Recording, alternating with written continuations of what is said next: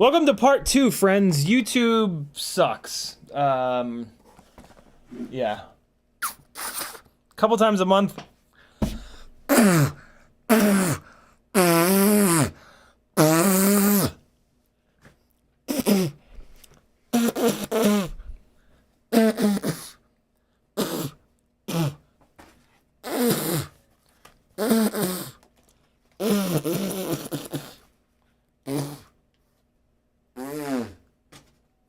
Couple times a month, YouTube makes me feel like that.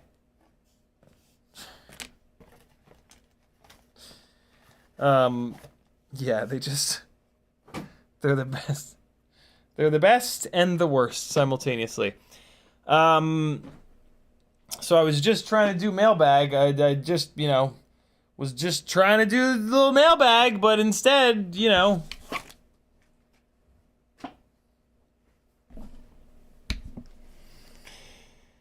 Okay. Woosah, motherfuckers. Woosah.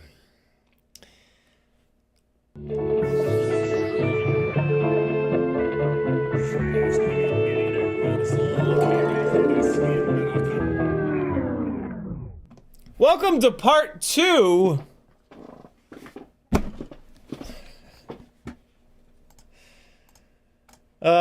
Smile and nod. Smile and nod. Just smile and nod. Box from TinyWoo with some goodies. Thanks to you, beautiful people. This fund, we're now doing something a little different with it. I put this. Did I get the Rotorite order in? I better have. Where would it be? Oh, I didn't get it in. Did I? My card is empty. I think I got it in. I'll check. But yeah, hold on. We're gonna switch this back though, because yeah, we're back to this one. Okay, hey, you beautiful people.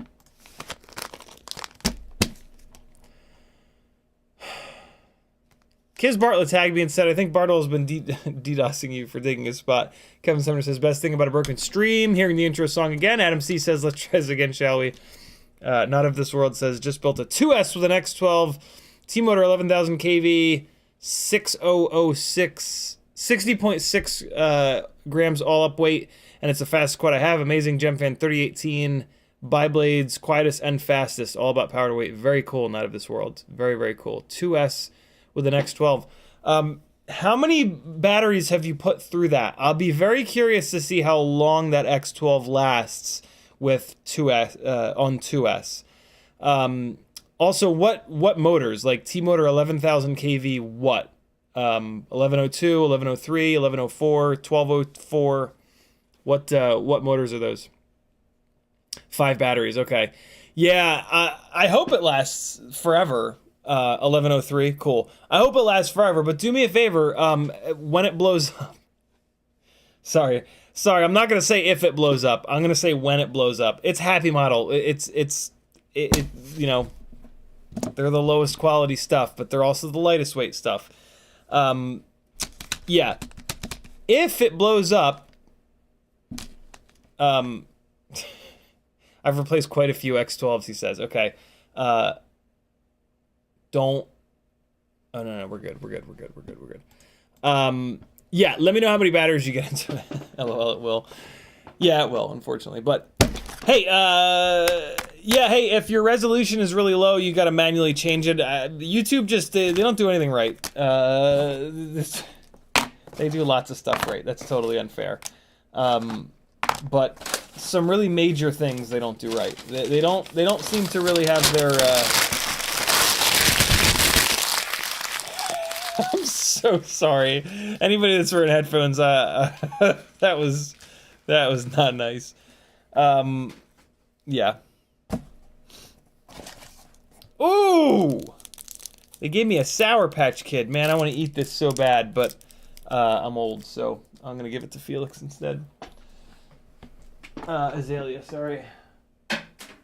Oh! Landed right on the edge.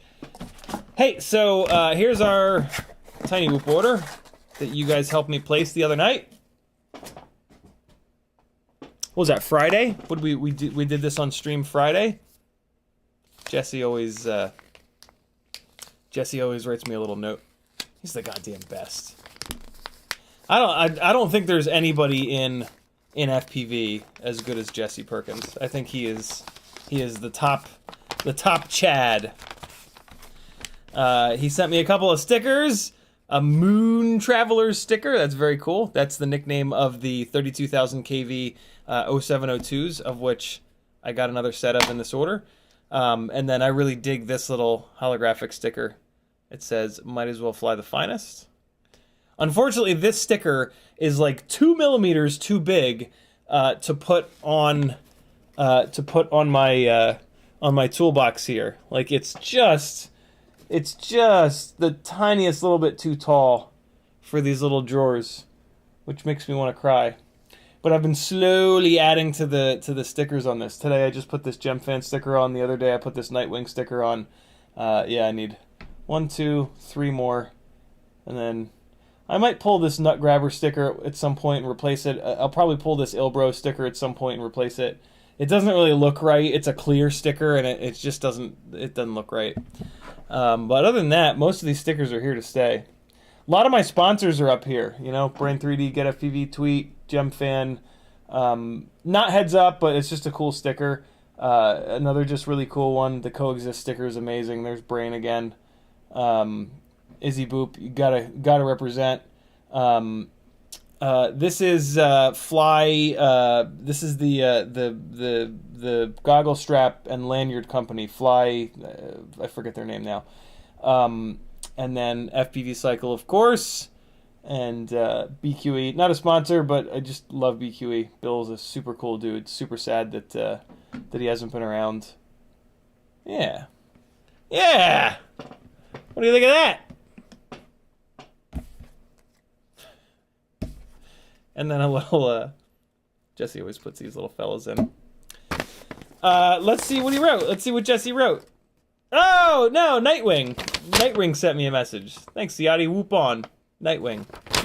Yeah, Nightwing works over at Tiny Whoop, and he's a hell of a pilot. Jesus, Nightwing is fast. Good Lord. I saw him at Whooptopia. I had no idea. I don't pay any attention to the racing scene, like anywhere. So yeah, I don't know things that other people know when it comes to racing. But yeah, man, I was blown away by how fast Nightwing was. That's crazy. He was like one of the top 5 guys. Crazy, crazy, crazy, crazy stuff. Stavil FPV says, "Can't you trim the sticker?" I could, but I wouldn't get the top and bottom. Like whenever you trim it, like you always end up, you know, getting all janky with it. And that would just drive me completely insane.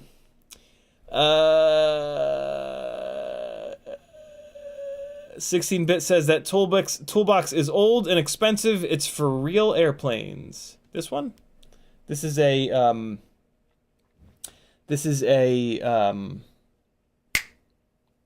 machinist's toolbox. It's not that old. It's like 20 years old. I guess that's pretty old. They still make them though. You can still buy them. It's a great toolbox.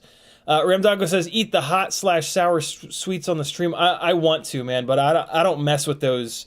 I don't mess with those gummy, like Sour Patch and any of those things, man. I'm too old for that shit. I'm not yanking my teeths out. Kizbro, it says, I spotted your logo on the FPV Outreach sticker pack. Yeah, man. CMYK did a really cool design with the FPV Outreach gradient on top of my logo. Him and I tried to figure out something a little bit more creative to do, and we couldn't think of anything. We had a couple ideas, but then they just didn't quite look right. So this was like the easiest thing to kind of do, and it looks pretty good. It's yeah, we're both happy with it. CMYK, as always, did a great job. So hey, mailbag. We've got the IGOW 0802 27,000 kV motors with the 1.5 mil motor shaft. Why does this camera look like such assholes? I have Logitech G-Hub running. Why? Why does everything just break for no reason? Stop breaking. Just work sometimes. There we go. Okay. Magic. Just do the same thing over and over again, and it'll start working eventually. So yeah, these are going to be the... we're going to compare these guys to the Flywoo Robo 1002, 23,500 kV motors on the Mobula 7 ELRS build. I was going to change the...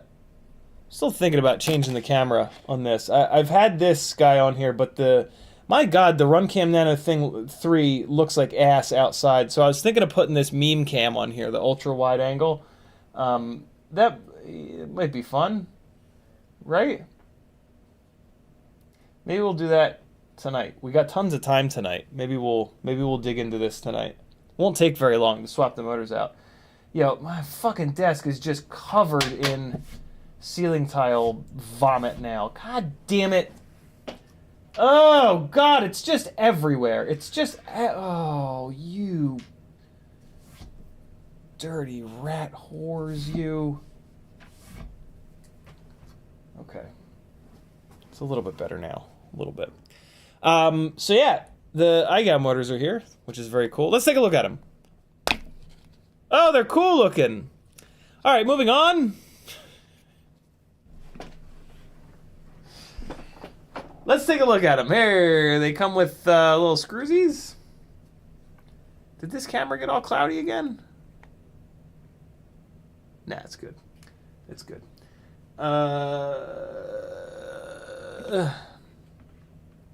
We're going handheld. We're going handheld. Ooh. Ah. Ooh.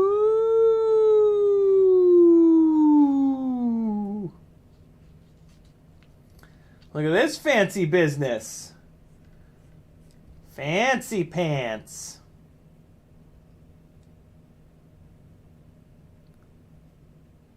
Ooh.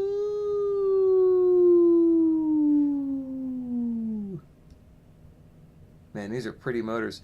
Look how weird that motor shaft looks. It looks so thick and fat. That's what she said.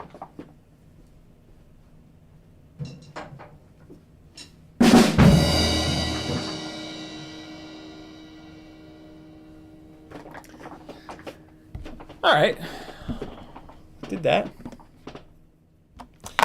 We've also got another set of Moon Travelers. You guys have seen these quite a bit. What's interesting, though, is as we found out yesterday on the stream, there's something weird going on with the right rear on this rig and the right front. Motors 1 and 2 are acting really funny. So, what I might do... I think the easiest way to troubleshoot this is to swap on 2 fresh motors here. And if it keeps acting up, then I know it's the AIO and not the... Kevin Sumner says, I feel like you need to clip that and put it on the stream deck. To be honest, that's a great idea. I mean, I have a couple quick ones on here. And I actually prefer the complete unprofessionality.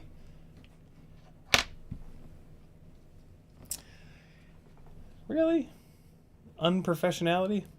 I prefer the complete and utter jankiness of everything stopping for a second while I walk over there. This is kind of how I do things. Paul McDonald says, was that a live rim shot? It sure was. Sure was!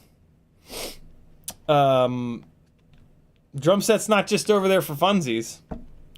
Yeah, so I got another set of these Moon Travelers so I can start really just pounding the living balls out of this thing, which is pretty cool. Jason Black says, I think it'll be a few more months before CiottiFPV incorporates his stream deck with his drum set. Yeah, it'll be a while. B-Man says, are we good now? I mean, yeah, we're good until YouTube just shits the bed again like it typically does. So yeah, this is awesome. Having another set of these, we can really hammer on these. Unprofessionality, the word itself embodies unprofessionality. It does indeed. It does indeed. We've also got, yeah, 2 sets of really cool motors. And then we've got a HappyModel OVX 300 Open VTX, little tiny boy. And the reason that we've got this is because we've also got this. This is the brand new BetaFPV 1S AIO. Oh my god, it comes with BT 2.0 on it. Oh man, I just came. I'll be back. I gotta clean this mess up. Wow, that is just delightful. That is absolutely... Oh. Oh, man. I don't even care if it sucks. I don't even care if it sucks. Not that, like, it's hard to put BT 2.0 on, but... Oh, boy. Is it nice to not have to do that? Oh, boy. I'm just so happy right now. I'm so happy. Ugh. Man, I talk too much shit on BetaFPV. I'm too hard on them. This is the moment. You guys are getting to see the moment where I turn the corner on BetaFPV, and yeah, don't be surprised if I no longer talk shit on BetaFPV, because this is what it takes. You know, this is what it takes to buy me off. Put a BT require me to do like 5 less minutes of work, and I'm a fan forever. Unfortunately, though, I'm gonna have to direct solder this damn thing, so I'm not gonna put. I was about to start putting the rubber grommets in, but I am not going to do that because we're gonna have to direct solder this goddamn thing. So yeah, this is the brand new BetaFPV 1S AIO with Blackbox on board. Yo, it's got Blackbox on board, for Christ's sakes. The very first time that there's like a half-decent AIO for Tiny Whoops that has Blackbox on board. This is actually a really big deal. The Tiny Whoop tuning that we did yesterday on the stream was based off of Blackbox data that Quad66 got from one of these boards on a Meteor 65 frame with 0702 motors, which is like the closest Blackbox data that I've ever seen to these Ultimate Freestyle Tiny Whoops that we've been building for the last 6 to 8 to 10 to 12 months. Ram Taco says, what does it weigh? A valid question. I will say this. This is a lot of power lead. This is needlessly long, so I could probably save like 0.3 or maybe even 0.4 of a gram by shortening up this power lead. I wouldn't need to cut it off of here. I would just chop it down here somewhere, and then just solder on a BT 2.0 lead at a really sharp angle. That's how to get the minimum amount of battery lead on there. The reason why that matters is that the battery lead is heavy. Like, it really is. It really is heavy. 4.3 grams. Do I have farts? I do. I have some of these newbie drone AIOs over here. So let's compare. Here's a newbie drone AIO with a slightly shorter BT 2.0 lead on it. So this guy is at 4.4, and then the newbie drone BL. This is actually the BLV4. Woohoo! You fatty, you. 5.7, and it's got a shorter. Like I said, it's got a shorter BT 2.0 lead on it. Look at the difference. See that? We knew this. We knew this about the Acroby AIOs. They're full size, and they have a heat sink here. You see that gold bastard? That's a heat sink for the VTX. It's one of the reasons that I really like those on the tiny lifters.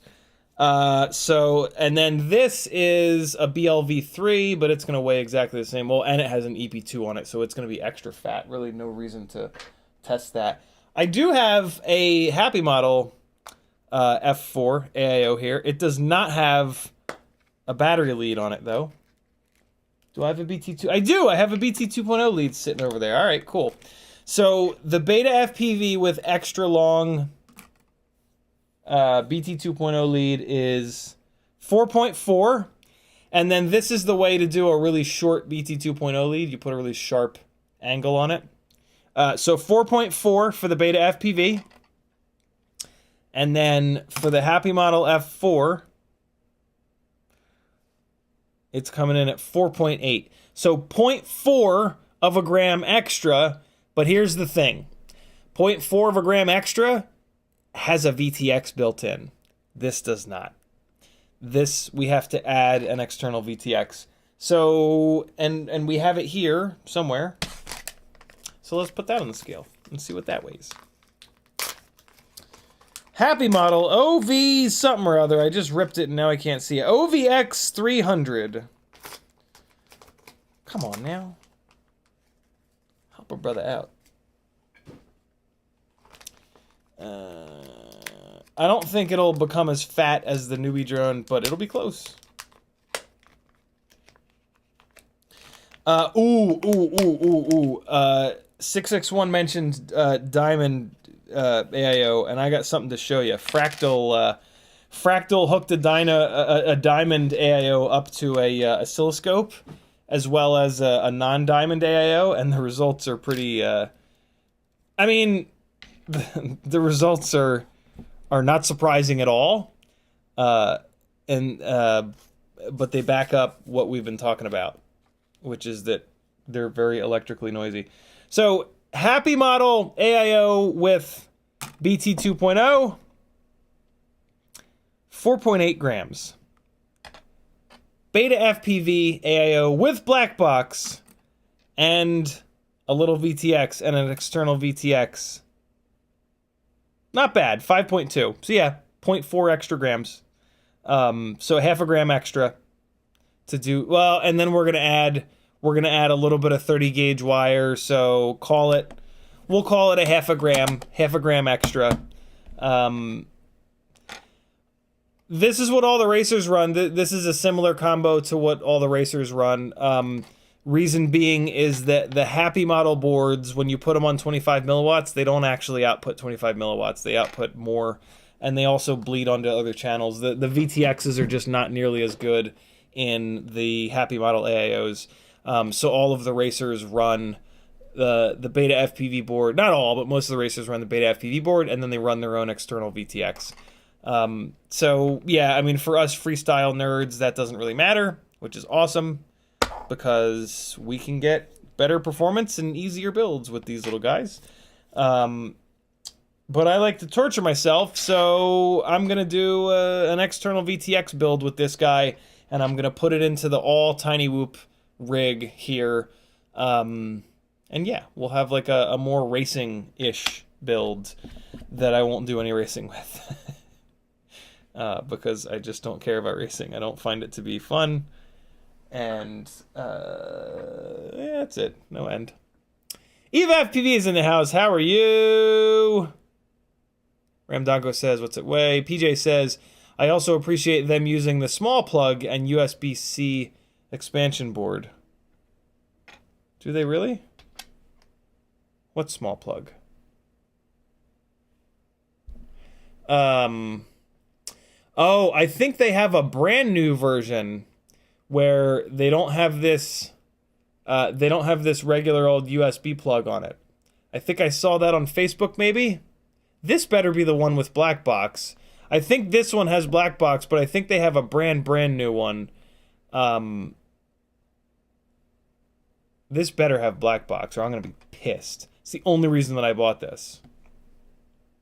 I hate the idea of having to do an external VTX.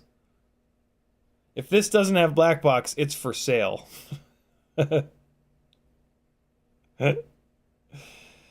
You are correct, Mothy. Blackbox means Tiny Whoop tuning. Indeed. What is happening? I have rabies. I can't do it. I can't get this grommet in there. I think this grommet might be split anyway. Yeah, it is. I'm throwing this grommet away.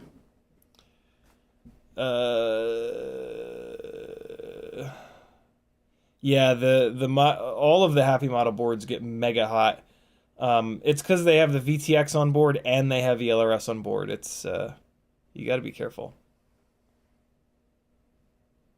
Oh my God! Somebody's diamond had a short between the motor plugs. Hey, here, look at this! Look at this! Look at this! Look at this! Look at this! Look at this! Look at this! Look at this! Look at this! Look at this! Look at this! Eves from Fractal Engineering did a couple ripple measurements on the 3-volt rail of the ICM 42689 Diamond and the X12.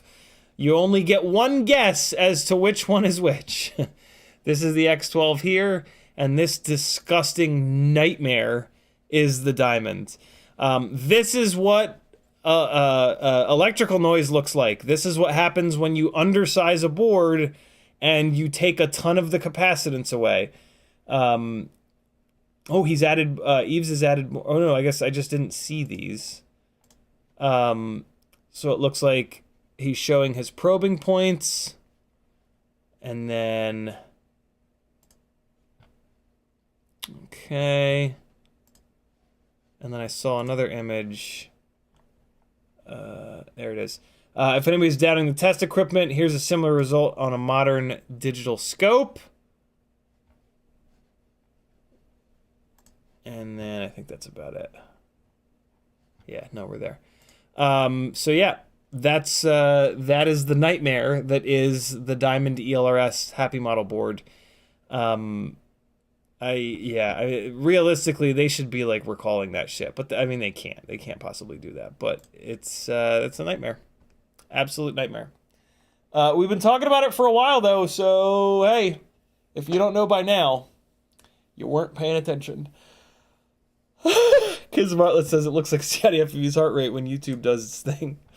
661 say, I hate to say it, but I can confirm the full-size HappyModel 2G4 are the best Whoop AIO that you can buy. Yeah, I agree. I agree. It's unbelievable that something from HappyModel is the best is the best you can buy. Well, maybe not. The T-Motor board might be every bit as good, if not better.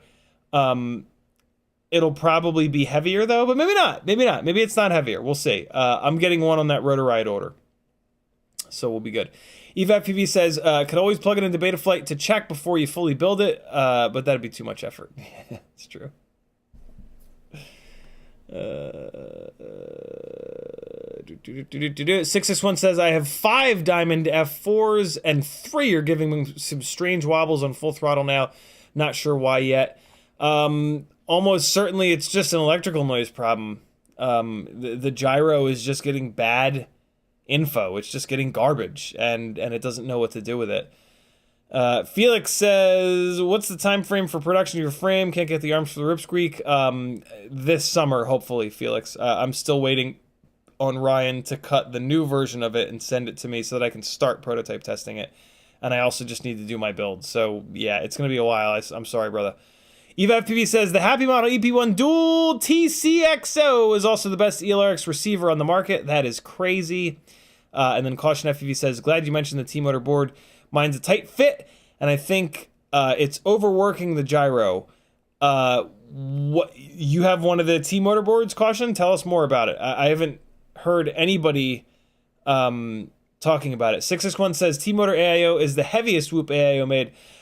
It's not. It weighs the same as the Newbie Drone AIO, and the Newbie Drone AIO is not that much heavier. It's certainly a little bit heavier, but I'm hoping that the T-Motor weight measurement on the internet is like with the power lead, maybe.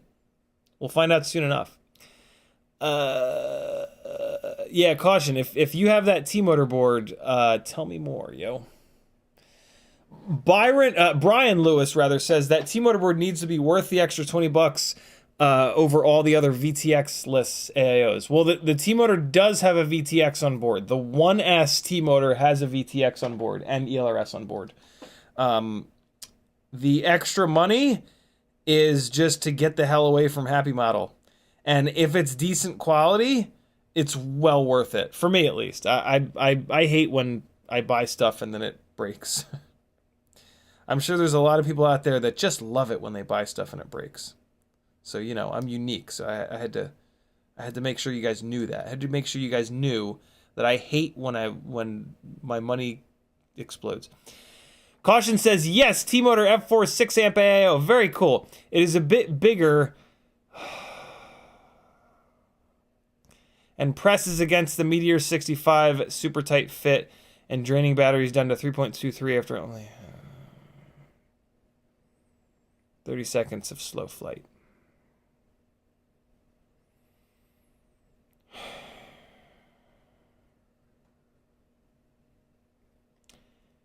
Why you gotta do us like that, T-Motor? What the hell?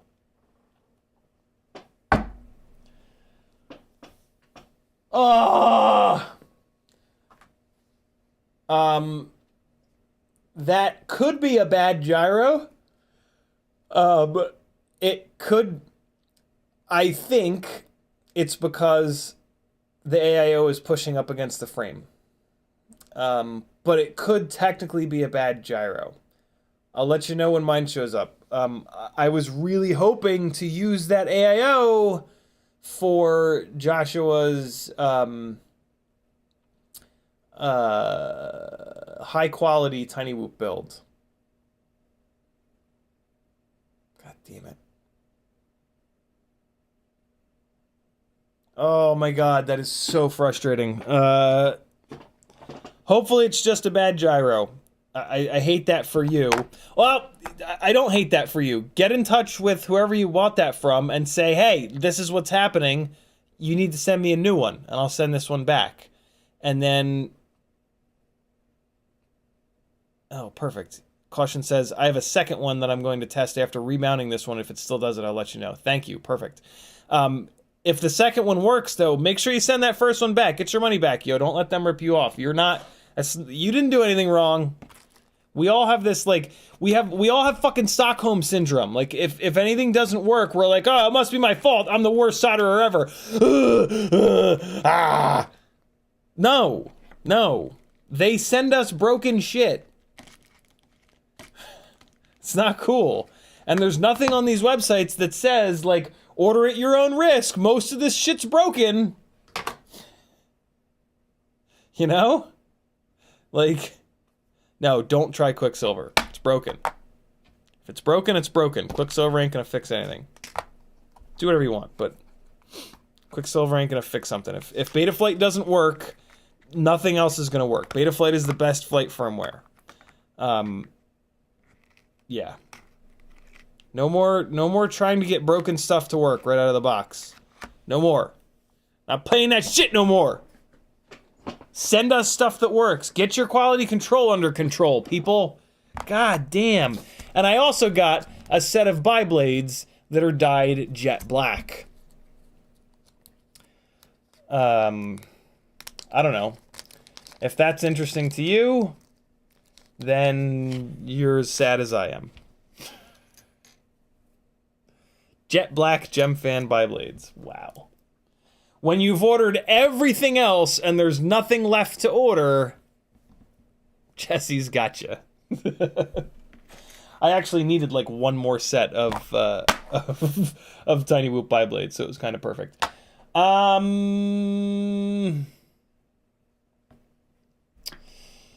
Layman Board says, when I started flying, everything just worked.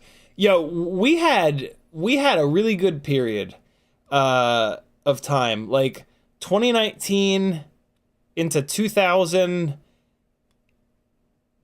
into 2020 rather, into like 2021. Stuff worked. That was pretty cool. I miss that. I miss when stuff worked. Now stuff don't work no mo. And it's very annoying. YouTube is the worst. Check out part 2 here. I'm just dropping a link here in the first video to part 2. Okay, save, and all right.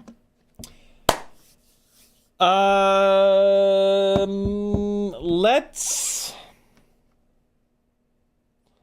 put this Mobula 75 back together. We're gonna put the meme cam on it. This is gonna be hysterical. We're gonna put the meme cam on it, and we're gonna fly it on the 1002s, and then we're gonna put the 802s on it, and we'll see how that does. What would you guys rather do? What would you guys rather do? That or tune another one of these Tiny Whoops? We're gonna do the same tuning procedure that we did yesterday, but on a different rig. What do you guys want? 65mm tuning, 65mm Betaflight tuning, or 75mm mechanical tuning? Type 65 or 75 into the chat. I'm waiting until after 10 o'clock to do the giveaways, because 10 o'clock is when people expect me to be live on YouTube. So I just strolled all over myself. Sticker packs are available for the low, low price of $10 via PayPal. You can get either the glossy pack or the matte pack. The glossy pack has a holographic CiottiFPV sticker, a holographic Gangly Gang sticker, and a window cling, a Micro King window cling. That rhymes. $10 via PayPal over at CiottiFPV.com. Put your address in there and tell me if you want the glossy pack or the matte pack, which is CiottiFPV matte logo, Gangly Gang matte logo, and the Micro King matte sticker. $10, PayPal me, help me keep doing this full time, yo, and get you some cool stickers that'll make you love life a little bit. 65, 65, 75, 75, 75, 75, 65, 65, 65, 65, 75, 42, 69, 69, 420, 75, 42. So 65 is ahead by 1. So let's do the thing that's in the title of the live stream first, which is 65mm whoop tuning. Doesn't really make much sense to tune this rig, because I'm gonna take this thing apart and replace the AIO, and I'm not doing this tonight. this is going to be probably a Whoop Wednesday thing. Morton Upshot says, you've already shown us the 27,000 802s, now you need to fly them. We're going to do it for sure. We have tons of time, so we're going to do it. Eva says, wish I'd bought like 5 more Mamba F4 35 amp BL Heli stacks back in early 2021 when they were 35 bucks for the whole stack. Yeah. Everything else in my Basher quad is replaced at least 3 times. When the prices started going up at the beginning of last year, I bought a whole bunch of shit at like pre-insanity prices, and I've been kind of hoarding it. It's weirdly like one of the reasons I haven't been flying as much, because I'm like, man, I don't want to go fly and then have to use all this cheap replacement stuff that I bought up and then have to pay a dumb amount of money for this new stuff for the same thing now. With shit, it's like we got to pay triple the amount of money for stuff now, and it's shittier quality because the chips are just, we're getting the shittier chips now. It's almost certain. Not of This World says it's good to avoid buying through China Direct guys, Maker Fire, Banggood, avoid paying $30 in returns if they issue an RMA. RDQ, Get FPV are awesome at customer service. Yeah, I kind of refuse to buy overseas anymore because of that exact reason. Like, oh, something's blown up. Let me put it on a boat and it'll get there in 2 months, or it won't get there at all. And like, it's just a nightmare. Yeah, you save a little bit of money from Banggood, but the first time that something blows up and you can't return it, any money that you saved is out the window. Eva FPV says, cannot kill that thing, and believe me, I tried. Yeah, man, the electronics from like 2020, 2021, they're just so much better than what we've got now. It's really annoying. Okay, BetaFPV AIO going back in its little case here. Nah. Let's just put it like that. And then I'm going to put it right here with this little fella. So we're going to tune a slightly different rig tonight. It's still on a Meteor 65 frame, but it's different motors. And right now it has the Newbie Drone Beeye camera on it in this big, tall Newbie Drone mount. This camera setup has made this rig, which is already a little bit heavier because of the 603 motors, kind of obnoxiously heavy. I'm not overly impressed by the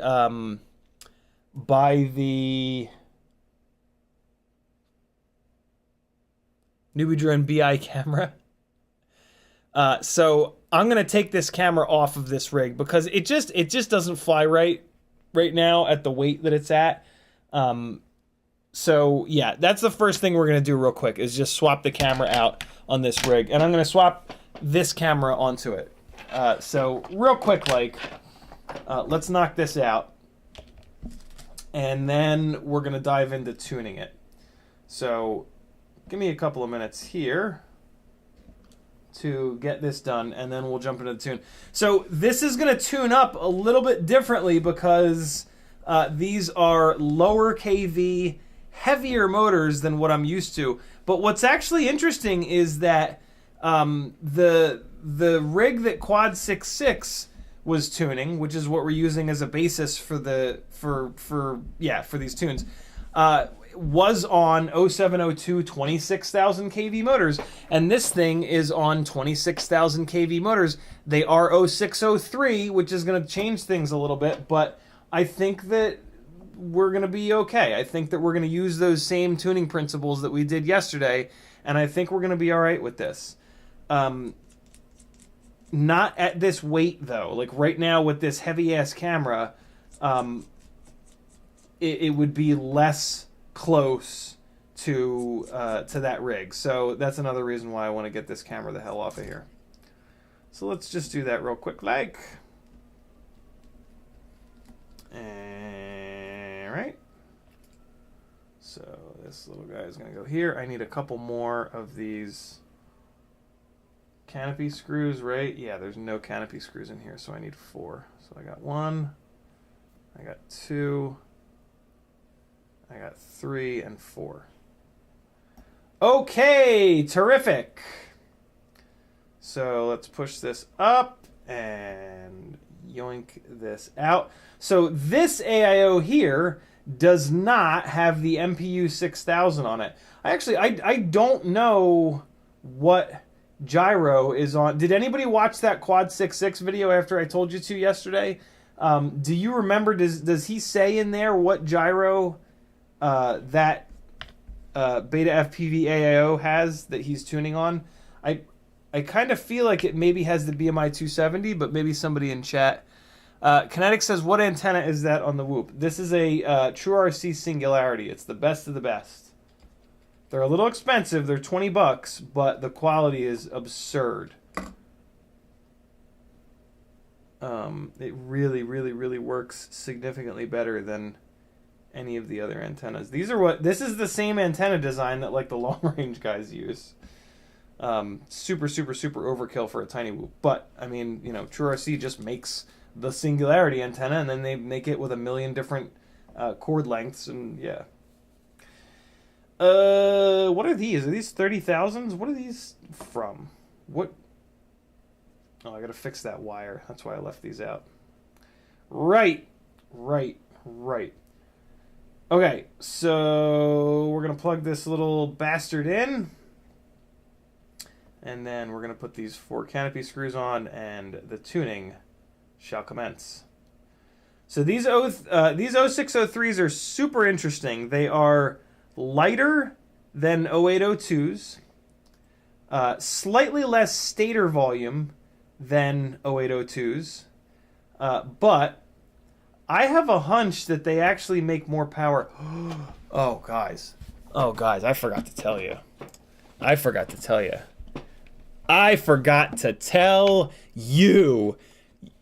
Exciting times are coming. A lightning bolt hit my brain last night. Well, a couple of days ago, I thought to myself, how hard could it possibly be to get a little actual thrust stand set up?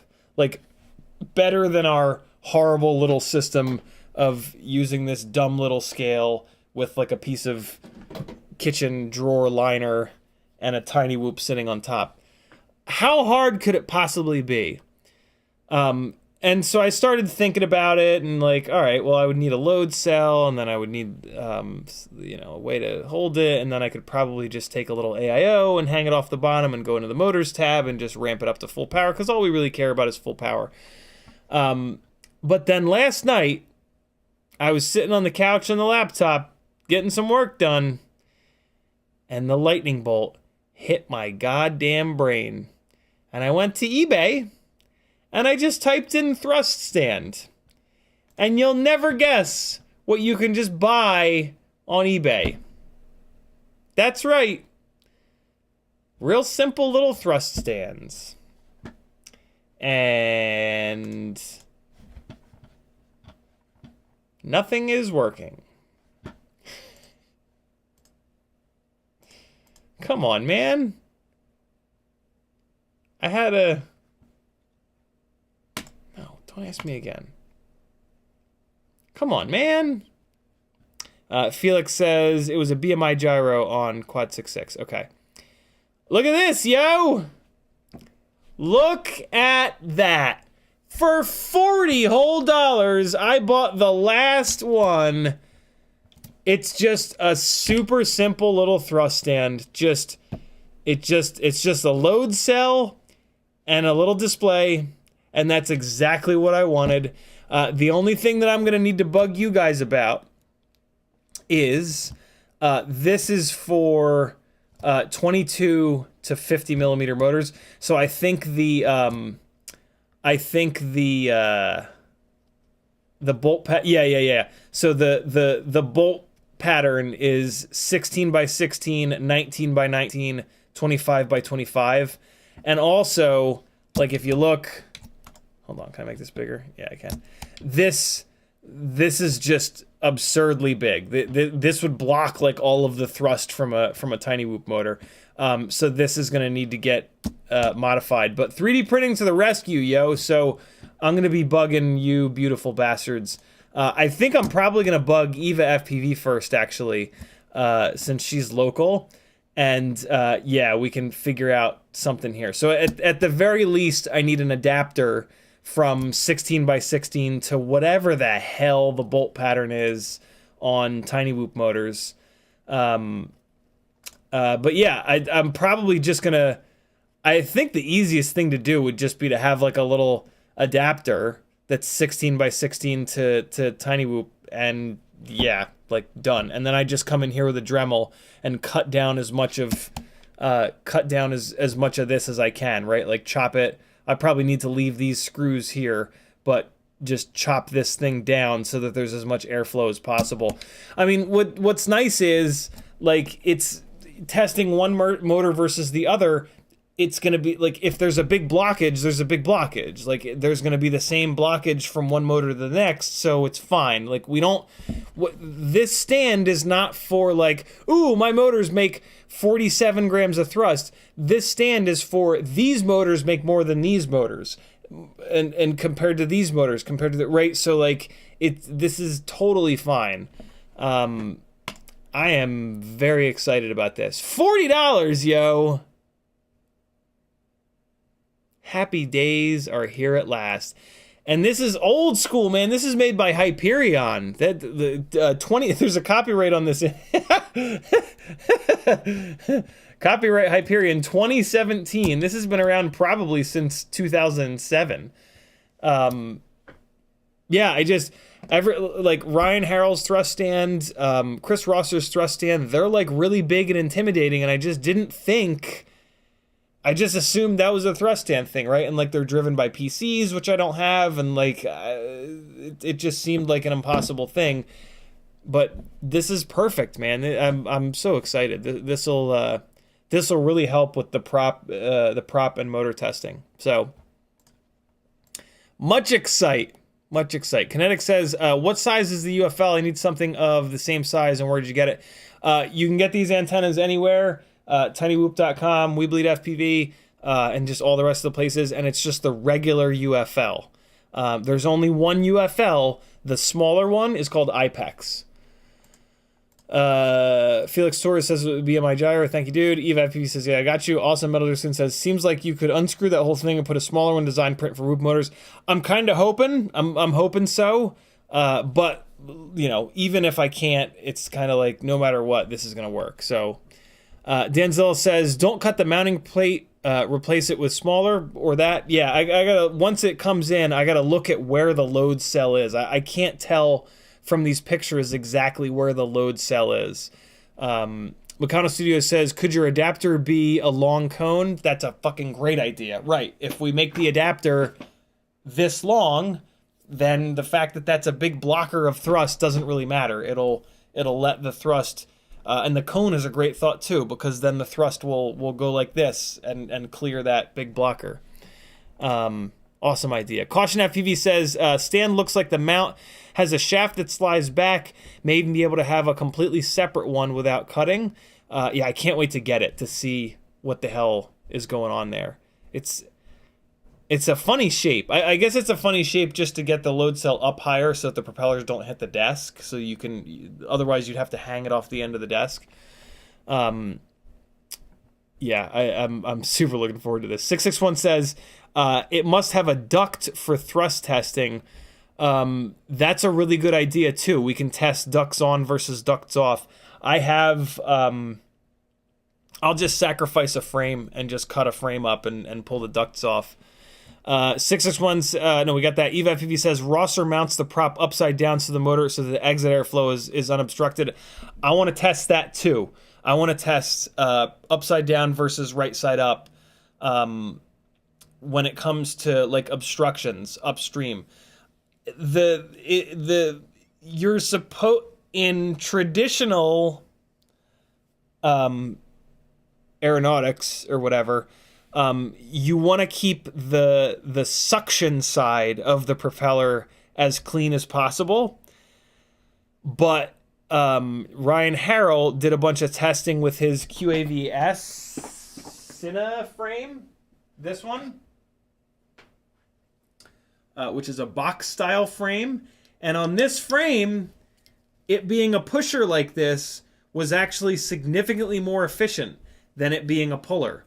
And yeah, the obstruction is on the top of this frame. So that's super interesting. That shouldn't be like that. This should be less efficient set up like this. But it's not. So there's something else going on in the world of multi-rotors that makes, in that case, in the case of a box-style frame, pushers are more efficient. I'm not totally convinced that applies to everything. And I hate how close the propellers are to the ground on pusher-style frames. I would much rather have a rig that you can land and take back off with in the grass, and it's a little bit less efficient.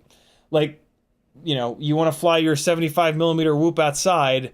Well, if it's a pusher 75 millimeter whoop, you ain't crashing. Every single time you crash, you're taking the fucking walk. And God forbid you crash it in a neighbor's yard with a dog or something like that. You ain't getting that back. So yeah, I'm still a big fan of puller rigs. But if it's all about efficiency and you're absolutely not going to need to land, then it kind of seems like there's something to be said for pushers. Interesting. Bacano Studios says, if you need 3D design help, let me know. Happy to. All up in it every day. Very cool. I know EvaFPV is wanting and actively doing more and more 3D design stuff. And she's local, so that'll probably be the way that we go. But if we need help, I'll definitely let you know, brother. You do amazing stuff. You've already helped me out a couple of times in the past, and it's much appreciated. All right, I dropped a bunch of ceiling tile in this thing of water, didn't I? So I don't want to drink out of this. Actually, looks like I'm okay. We're gonna chance it.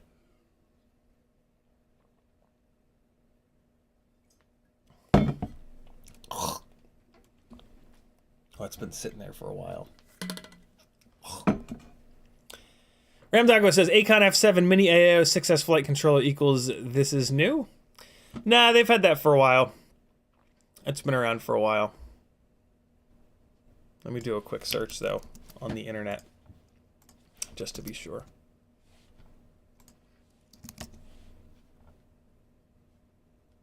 The all-in-one, they do have an all-in-one, which is a little bit newer, but that's been out for a while. I have two of them. One of them is in a build. It's been fine. I haven't put a lot of batteries through it. So if you're talking about the AIO, yeah, it's not new. Well, there is a new one. There is a new one. I don't know which one is new. There's a 60 amp and there's a 45 amp. One of these is new. But it's just the same thing with bigger FETs, I assume. So yeah, here's the 45 amp and here's the 60 amp. Hold on, let me pull them both up on the same website. All right, so we'll pull them both up on Pyrodrone. Are they the exact same? Nah, they've moved some of the components around. Yeah, I mean, if you're gonna get an AIO, it should be an Aikon. Like AIOs are just such a nightmare that you might as well get. They're awful expensive, but as soon as you buy an AIO, oh God, what the hell? Why is the 45 amp $130 and the 60 amp is $95? I'm guessing that the 60 amp is newer and they've simplified the design. It looks like this has a daughter board on it, so they're having to have two PCBs made and then sort of like pin them together or something like that. Let's take a look at the specs, though, to see if we can see any differences. Here's what I like to do. I'll kind of like line the two of them up so I can click back and forth. Same F7 processor, 5 UARTs on the 60 amp, same on the 45 amp. Oh, 5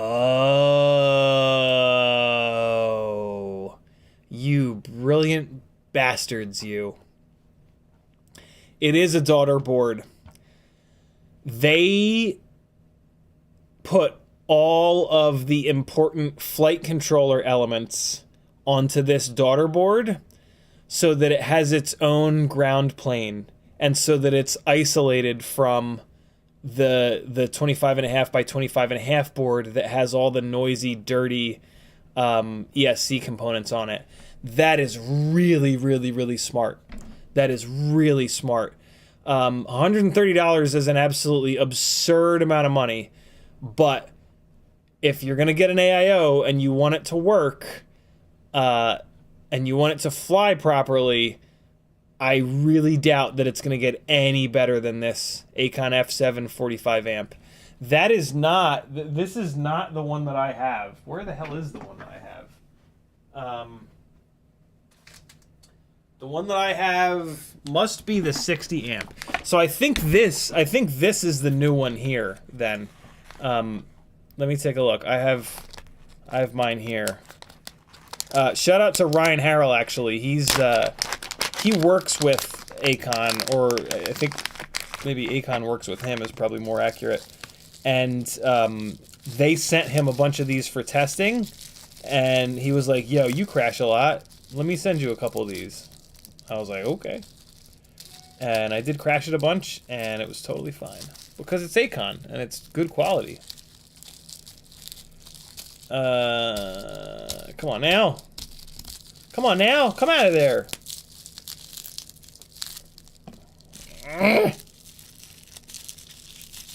Can't.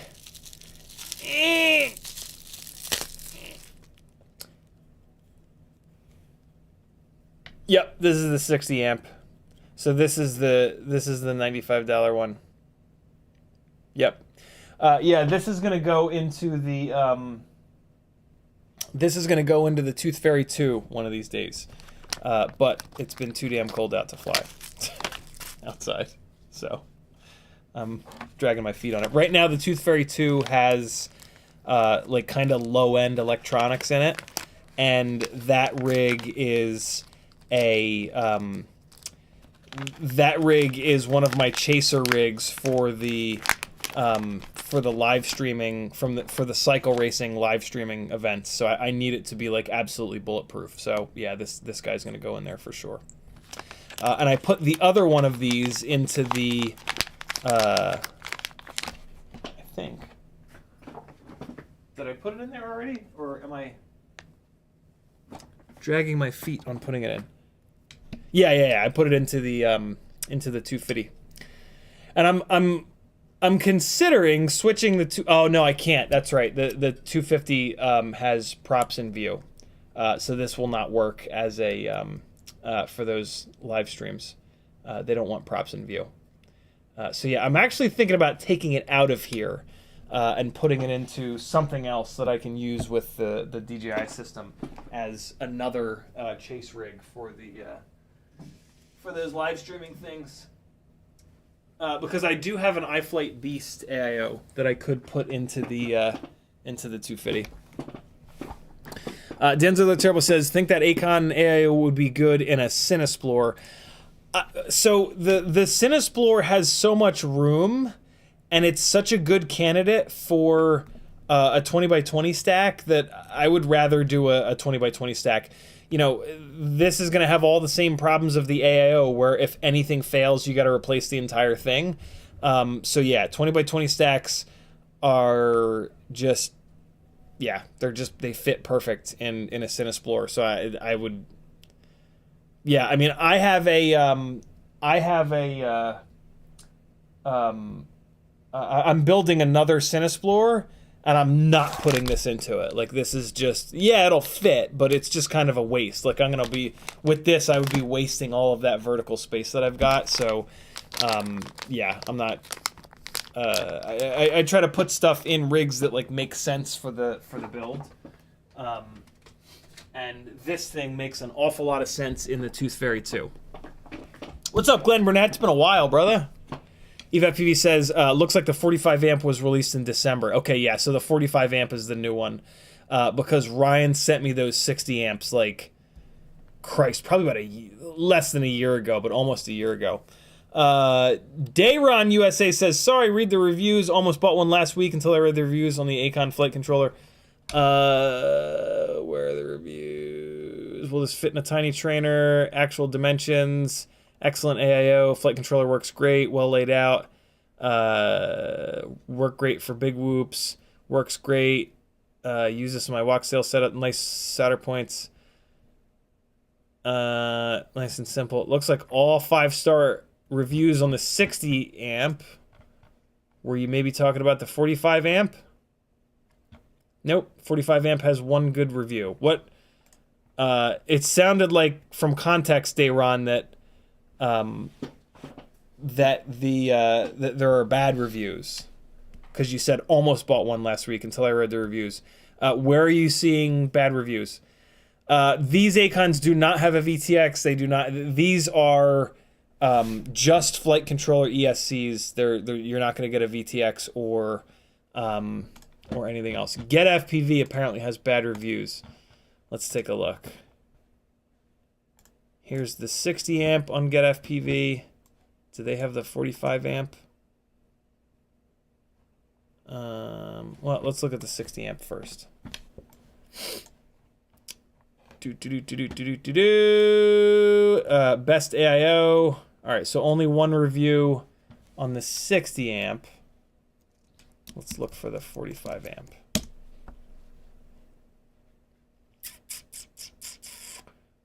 I'm not seeing the 45 amp.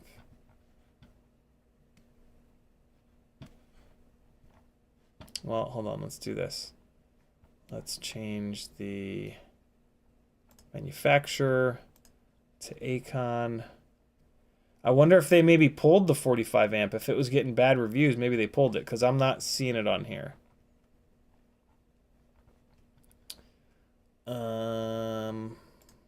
Let's just search for, let's search for 45 amp, and then we will change the manufacturer to only show Aikon.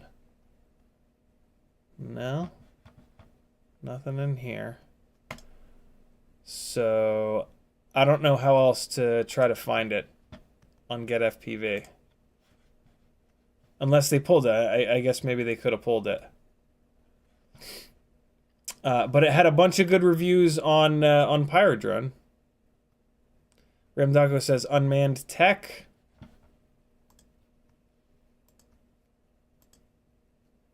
Labels were wrong. Multiple issues with Rob. RDQ may still have.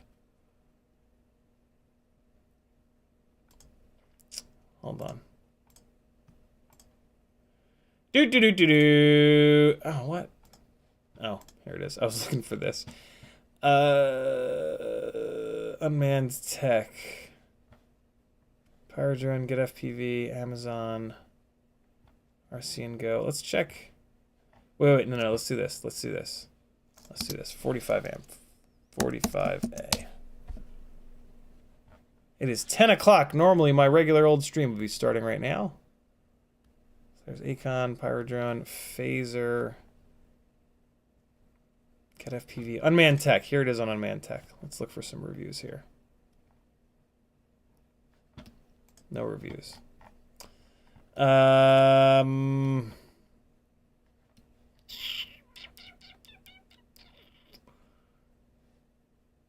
That's the 60 amp.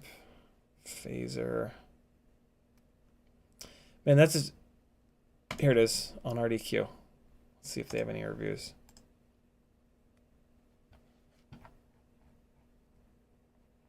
Damn it. No, that's a shame. I would love to... So, Dayron says the reviews that he saw were that the labels were wrong, multiple issues with wobbles. Interesting. There's nothing I can really say. There's nothing I can really say about it. Wobbles, that could be a lot of different things. Labels being wrong is super annoying. But I don't know, man. I for $130, I would not buy an AIO for $130. The 60 amp I've had really good luck with, so get that. It's at least $30 less. But I mean, don't buy an AIO. That's the real solution is don't buy an AIO. Most builds will take a 20x20 stack if you're stubborn enough, and it's going to be much better in like so many different ways. So do that. EVPV says also BLHES versus 32. Oh, that's interesting. I did not. Which one is which? Hold on. Yeah, I only looked at like one of the specs there. That was Pyrodrone with the 45 amp. Here's the. I got all excited when I saw that they broke out the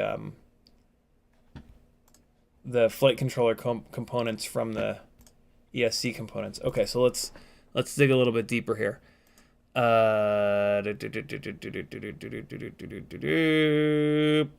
to 6S, 3 to 6S. One of them has a BMI 270. They both have BMI 270s. Both have Blackbox. Okay, so this guy is BLHES. Oh, I didn't even realize that. So the 60 amp is BLHES. So the one that I have is BLHES.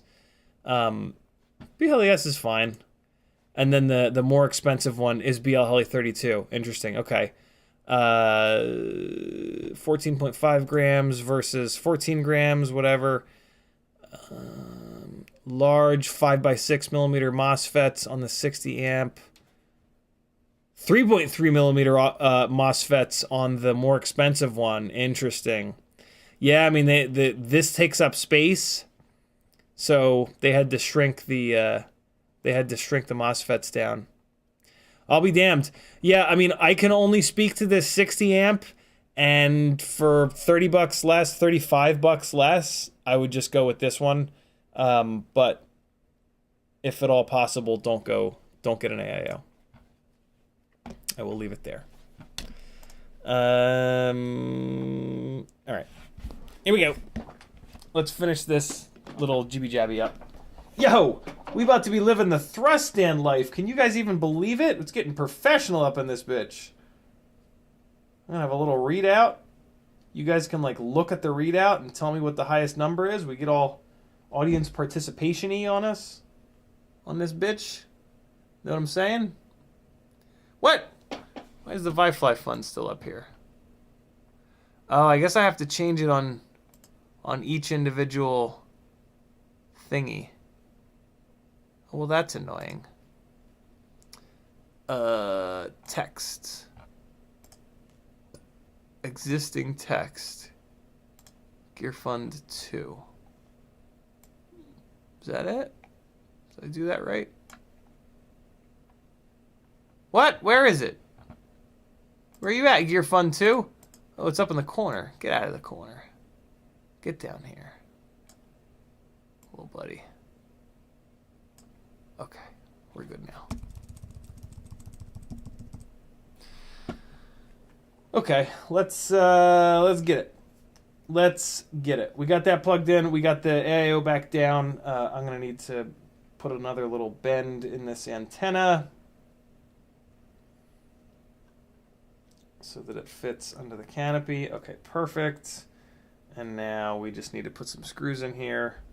Screw this guy down and we'll get it tuned on up. I cannot even begin to tell you guys how excited I am to thrust test these 0603s versus 0802s. Although, you know what I'm just realizing? If I'm going to use the motor tab in Betaflight, unfortunately the motor tab ignores motor limiting. So, although that'll be fun, I'll just need to do the math. I'll just need to do the math on how high to push the throttle slider in the motors tab on a 30,000 kV 802 to equal 26,000 kV, so that we can have an equal matchup of 802 versus 603, because that's what I'm really interested in. Like, will 603s make more power than an 802, even though they have less stator volume and are lighter weight? I think the answer is yes, but I can't wait to find out for sure. I really can't. That will be super interesting. Although, you know what? I've got these 27,000 kV 802s now. So I could use these. The 27,000 kV is awful close to 26,000. So yeah, maybe I'll pop one of these off. And I mean, I'll want to thrust test these anyway. I'm going to thrust test all the things, yo. All the things. Everything's getting thrust tested up in this motherfucker. Okay. This little fella is ready for tuning. This guy's going to get some new motors. But not yet. This is the battery that I keep thinking is bad. Let's see if it actually is bad. I actually wrote bad on it. Bad? Let's see. It held voltage overnight. It's a good sign. So we're going to fly this really quick and get like a little bit of a baseline. Make sure that it's not acting funny. And then we're going to start tuning it. So here comes our baseline. And then we'll dial it in from here. Get some transmitter action going. And away we go. Welcome to Bell Atlantic. Bell Atlantic. So this is a HappyModel Module 6 ELRS with a Meteor 65 frame. Oh my god! And tinywhoop.com. Oh my god! 0603 26,000 kV motors.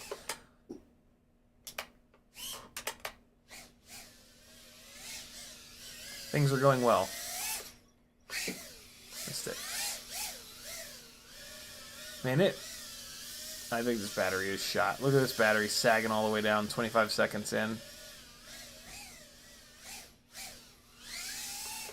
Oh yeah, this battery sucks.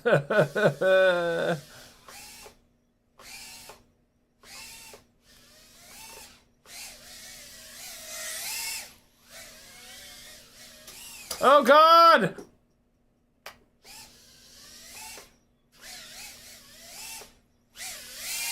Oh my god. I almost died. Where am I? Where am I? Where am I? Where am I? Where am I? Where am I? I was inside of the giveaways. Yeah, this battery is wrecked. It's sagging down really low. But it's got like the milliamps are in there. But the internal resistance is really high. So it's just going to sit here and run at like 3.3 volts and not give me any actual power. But it's going to keep running because, you know, it's not like a 404 milliamps not found situation. It's a milliamps are not available when you want them situation. The 2X Whiskey says you can use an ESC with a servo tester that has PWM digital readout to get consistent throttle settings for the thrust tests.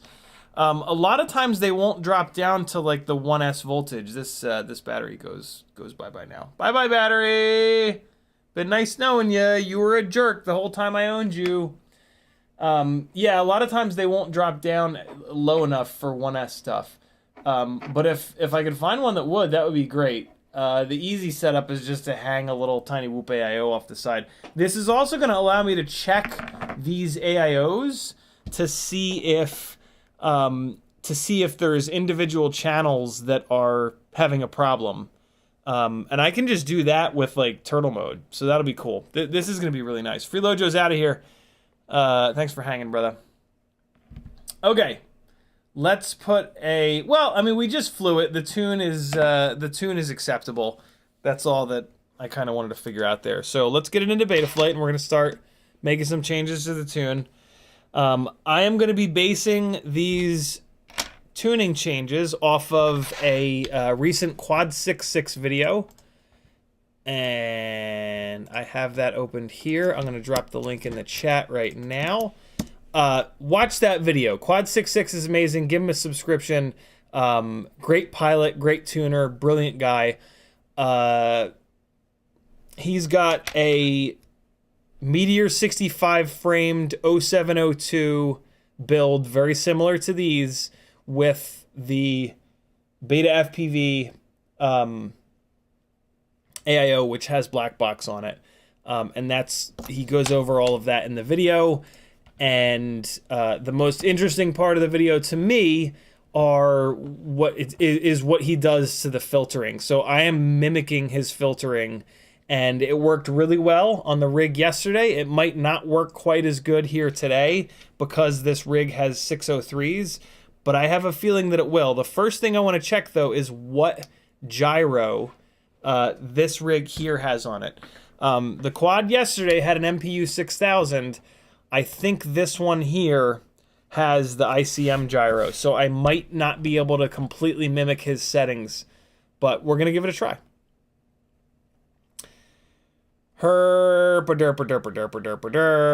Betaflight is very slow nowadays. Mothi gets his gyros from Arby's. Come on. It's pronounced Eero. Or Hero. Or Giro. I forget what the proper Greek pronunciation is. I think it's Eero. I think that's how you're supposed to pronounce it. All right, so to figure out what gyro your flight controller has, connect to Betaflight, click CLI, come down here into the bar and type status. And then zoom in. Ooh, another MPU 6000 rig. All right, awesome. So we are good to go. Let's, actually, I'm going to type get CPU in here because I want to see if it's overclocking. 108. I think when it's... I think when it says 108, it's not overclocked. Let's plug the other rig in. I'm curious.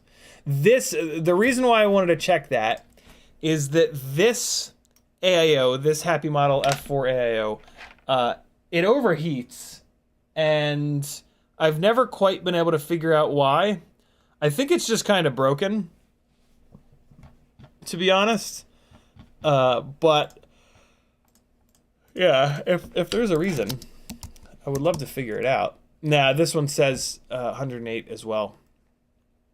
Okay, so that's not why. Yeah, I think this. I think it's just kind of like on its way out. It still flies fine though. It every once in a while it'll just kind of fall out of the sky. But I mean, we pound on these things so hard that it's kind of like, well, you deserve it, buddy. Take a little break. Let's check the PID sum to make sure that's not how you spell it. That's how you spell it. Yep, PID sum is cranked all the way up. Good to go there.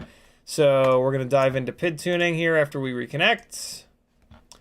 And we are going to use these filter settings from Quad 6.6. All right, so we're going to turn off the gyro low pass 1. Gyro low pass 2 we're going to turn on, but we're going to move it all the way up so that it's a cutoff frequency of 1,000. And then we are going to take the D-term slider here, turn these guys on, and we're going to move this up to 1.5. We're taking a big chunk out of the filtering here, but we're going to add a D-term notch filter, 230 and 200.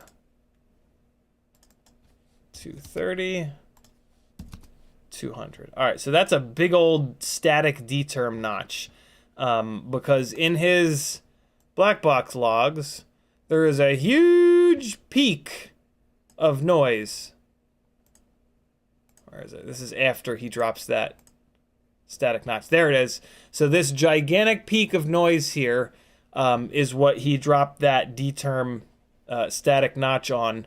And it went from this to that.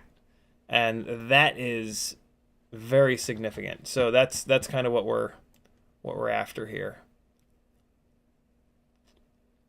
And okay, perfect. And the other thing that he does that's super interesting is he takes the gyro RPM filter harmonics from 3 down to 1, because he's just not seeing the extra 2 harmonics in the, well, for you guys it would be this way, on the motor band. So that'll significantly reduce latency, which is a good thing. A single dynamic notch with a Q factor of 300. I'm gonna do 400. No, we'll go down to 300. We'll mimic his exactly. And then he got minimum frequency in hertz of 100, and maximum I'm gonna leave up at.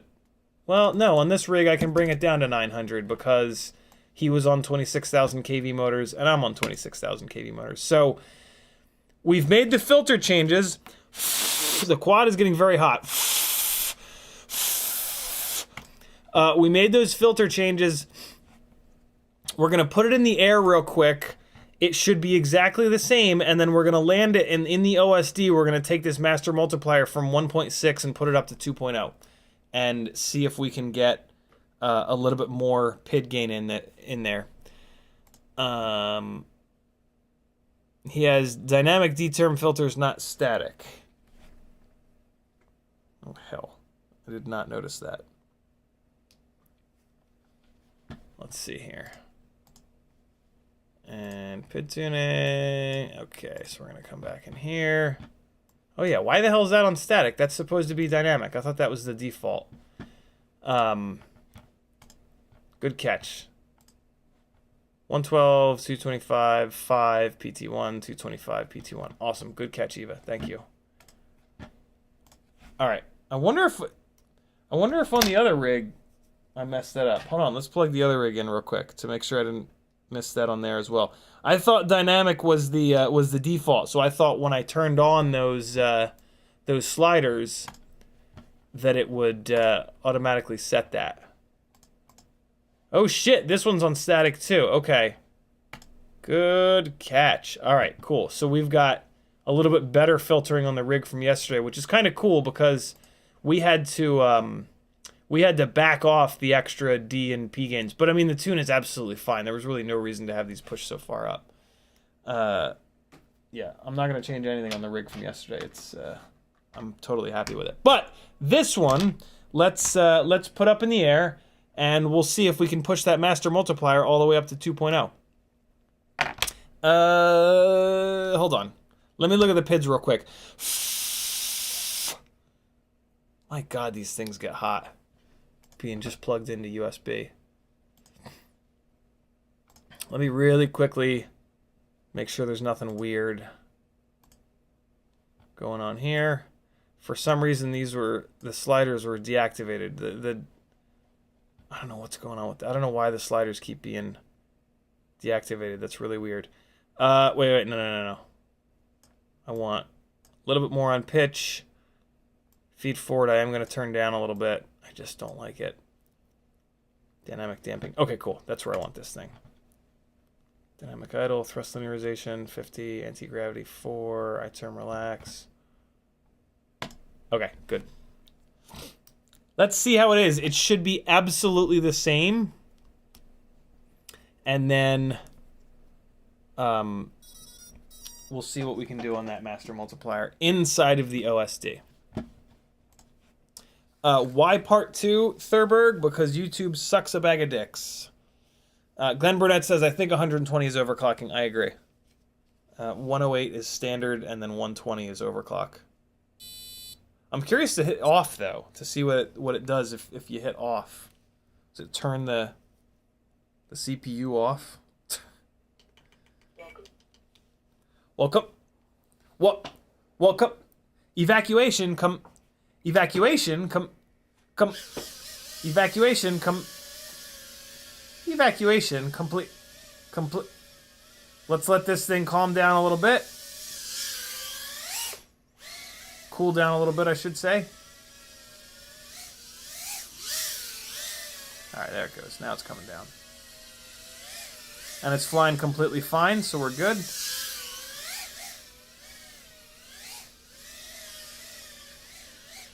Ah! Unfortunately, I'm flying like hell tonight.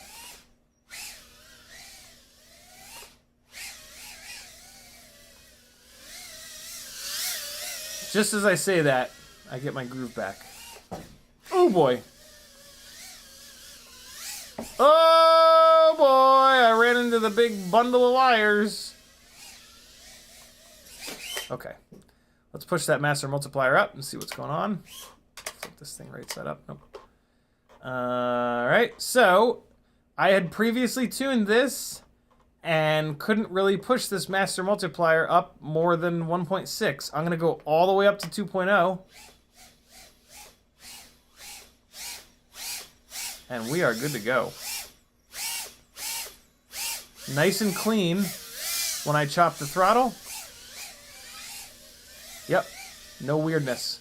So yeah, quad six six six's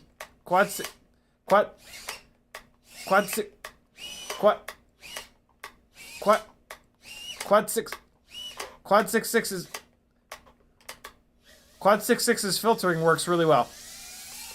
Oh God!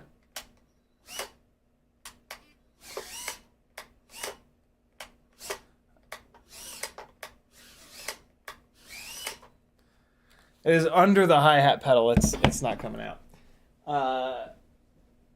Yeah, his filtering works really, really good, which is not at all surprising.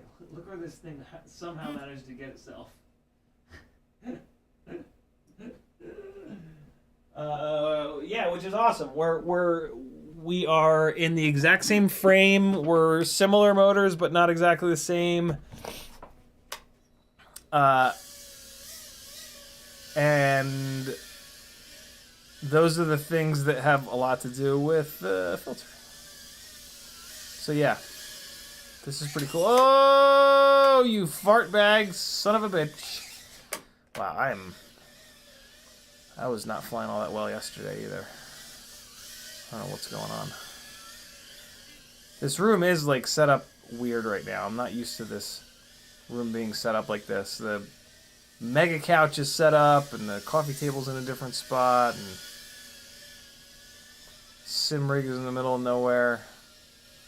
This rig also has triblades on it. I'm used to biblades. What other excuses can I come with as to why I'm a shitty pilot? Uh-oh. Oh boy, this battery is cooked. Ugh. Wow, okay, so let's start pushing up the individual P and D gain values. Might as well. Let's see how far we can go with this thing. Damn, very cool. So if you have a build similar to these, it seems like you can absolutely use Quad 6.6's filter settings. Slow Entropy's in the house. What's up, brother? He says, shout out to CiottiFPV for his insane live stream dedication. Thank you, brother. It's easy, man. I get to hang out with some of the coolest people on Earth, which is you guys. You guys make it very easy for me to stream for 10 plus hours a week. So let's go up quite a bit. That is 2 full points of extra P and D gain.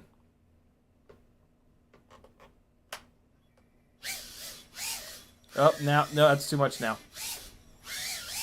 I want you to listen. Listen to it after I jump off the throttle. Ready? Oh shit, I just blew stuff everywhere on my desk. You hear it? I'm not doing that. It's doing that. It's the PID loop is overactive now. We pushed it a little bit too far. We've pushed this really hard though. Like, this is kind of nuts where we ended up going here, and there's no reason to be this far. The tune is amazing as it was a second ago. Oh my god, this thing is gonna explode. I mean, at some point this AIO is just gonna shit the bed, and I'm totally fine with that. Oh god, why me? Man, I am just not in the zone. Come on.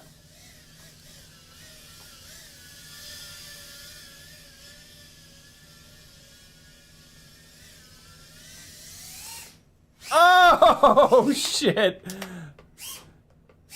It's the first time I've had that. Really? What the fuck? Why? What? You're on a smooth, flat surface. Don't be a dick. What is happening? How can you possibly not get out of there?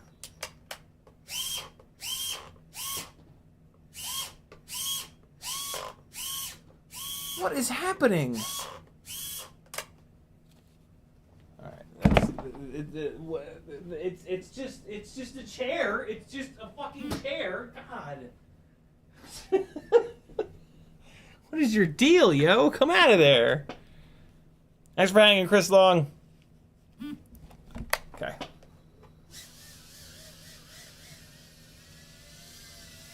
All that turtle moding seemed to help. Oh man, I can't even like fly into the desk. What is happening here? I mean, this rig is drastically different than the 0702 rigs, but I bet you if I was flying an 0702 rig, I'd be crashing just as much. Some nights I just fly really bad. Like some days, I tend to be pretty hot and cold. Oh, I just nipped. Oh, I'm in my sim rig. Wait now.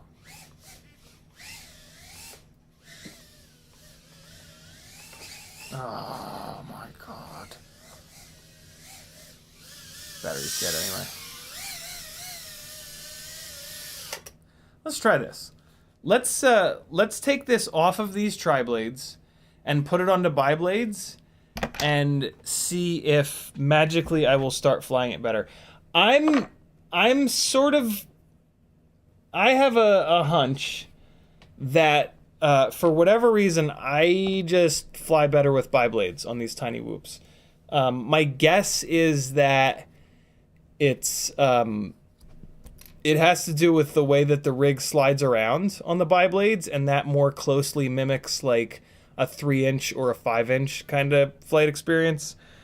So let's see if there's any validity to that. Battery on my transmitter is going dead, but we'll be all right. Let's swap this over to these brand new jet black Gemfan biblades. This is currently on the Gemfan prototype triblades, which are really good.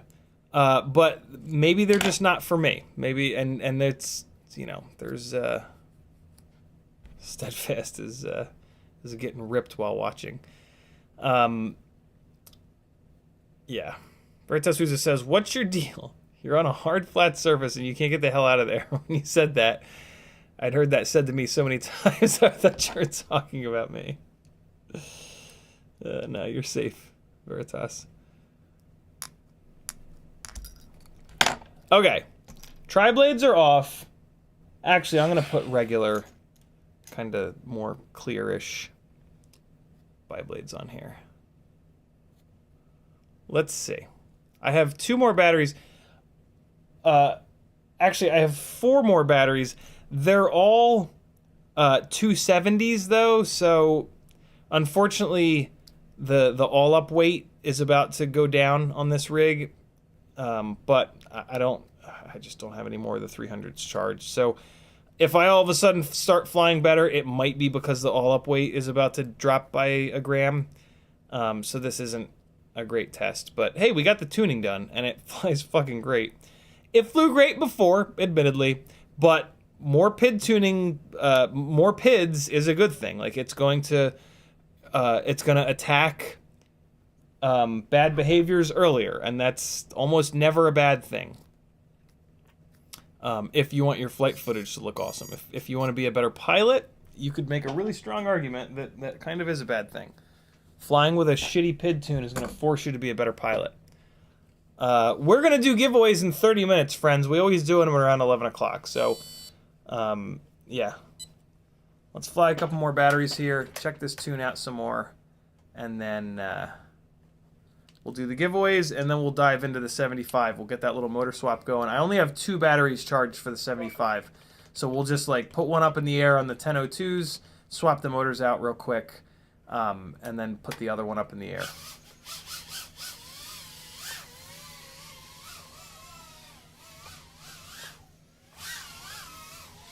So, yeah, oh, God! Oh, God! Alright, so I still am a terrible pilot. Got it. Let's go for the Gemfan gap. The Gemfan big gap. Here we go. Not even close. These motors being only 26,000 kV, on... No. No, no, no. Don't. Oh, you son of a bitch, you. I hate you, I hate you, I hate you! These motors on the triblades, they seem to make a little bit more power, which is really nice. But then I think I like the flight characteristics better on these biblades. I really wish these 0603s were 30,000 kV so I could do a bit of a closer comparison, but... Oh, there it was! The Gemfan loop. I'm going to call that the Gemfan loop. Oh, we did it, but with the help of crash prevention. Let's try the Gemfan loop again. I'm calling it the Gemfan loop from now on because this is a Gemfan cube. And then these are the Gemfan circle gates here. It's a really big power loop. Like, this is a really big gap here. See this? See this gap? It's a ton of space to cover. It's really difficult. Gemfan loop. Oh, so close. But so far. Let's try it again. Oh, not as close that time. One more try. Oh, I hit the gate that time. We got one more in us. We got one more. This is hard to do when the battery's low. Nope. One more. We do one more. Just keep doing it until we get it. Oh, God. No, no, no. Do not kill. Oh! That was kind of close enough. Oh, God, why me? No, no! Don't go in the coffee. Oh, great. Great. Get stuck again. I want you to get stuck again. Please. Spend all night getting stuck. That's what I prefer. Oh, boy. Oh, no, no, no. Poor little 270 just got its face annihilated. I'm sorry, buddy. Oh, no. Oh, no. These little 270s, man, they just... Like, when they start to get low, they fall off the... Oh, God, it's all hot, too. Yeesh. Hold on. I gotta put this thing right on the charger, or else it's gonna catch on fire. Okay, it's on the charger. Let's do another 270. Let's see if I can maybe... Let's put an Epidemic Sounds jam on, and I'll see if I can maybe get in the zone. That's Toast, Sports said. Steadfast says, shout out to your awesome Discord server. They helped me out troubleshooting new build when no one else could seem to help. Got me in, no problem. Yeah, Steadfast, the folks that have kind of like latched onto me and hang out in the Discord server and hang out here in the stream chat are just the coolest group of like super smart, super talented people. I'm very, very, very fortunate. It's a really cool little community that we've kind of built here. Here we go.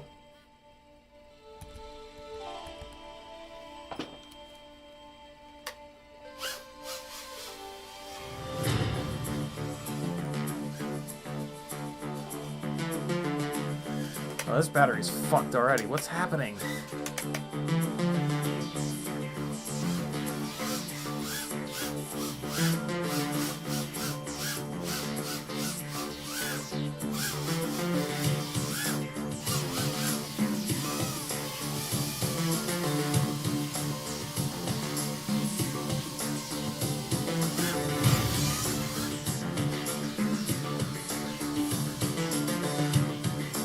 Oh, you scumbag bastard, you. No, no, no, stop it. No, no, no.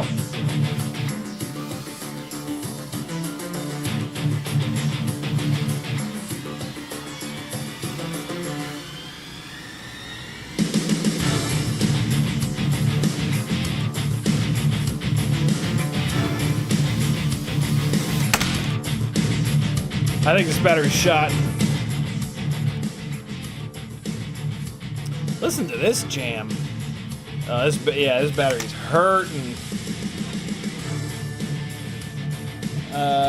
Where's my little battery checker at? There it is.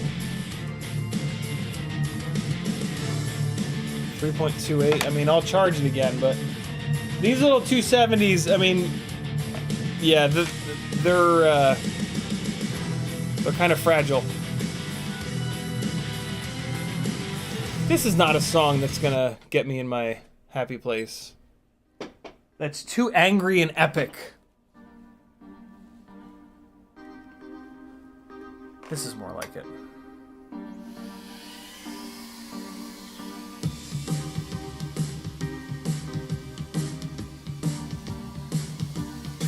Oh, you jerk. Oh, I was asking for a lot on that one.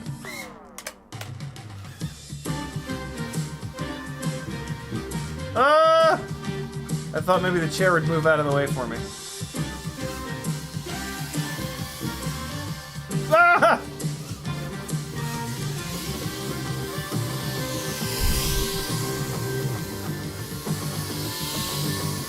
Oh God!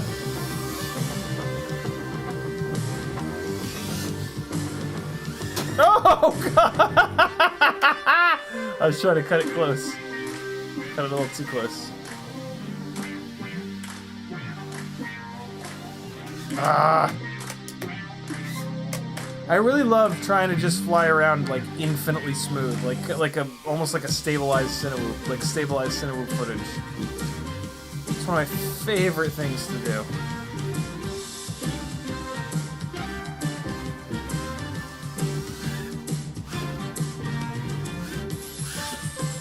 Oh boy. Oh no!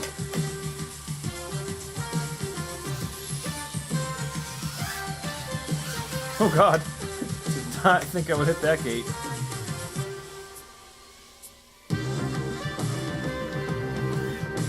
Oh yeah! Oh, come on now. Yeah! Stop it!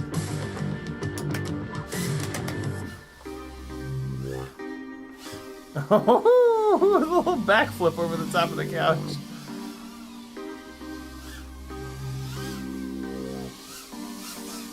Ah! Uh-oh. What? Oh, that ain't coming out. Ooh, it is. It did. No, no, no. No, no, no. No, no, no. No! Yes. Oh, no! It was close.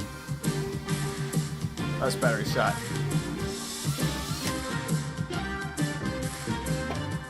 So mean to these, but this song blows. Get this out. Come on, Epidemic Sound. You're usually better than this. Woo!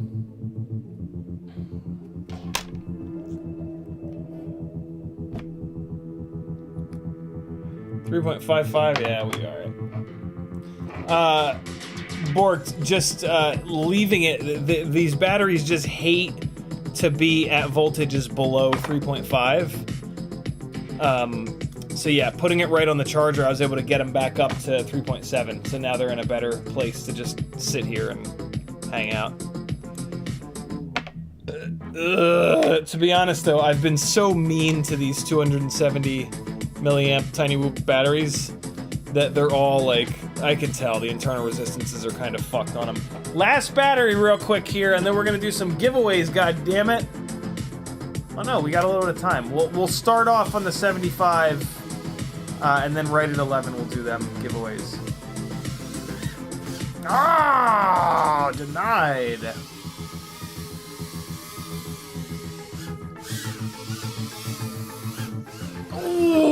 Oh, that was hot. hot, hot, hot, hot, hot, hot, hot, hot, hot, hot, hot.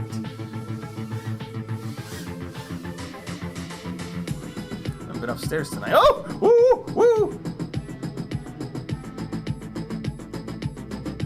No! What?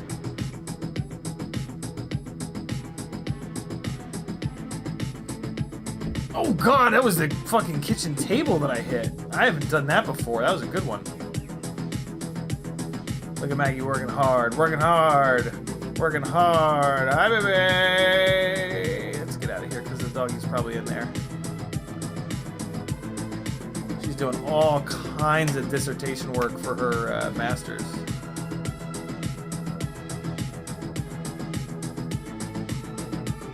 Never met anybody so driven, man. It's amazing. I'm so fucking lucky to be able to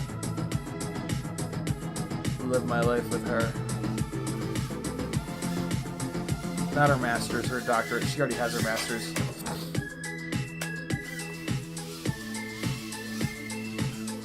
God damn it.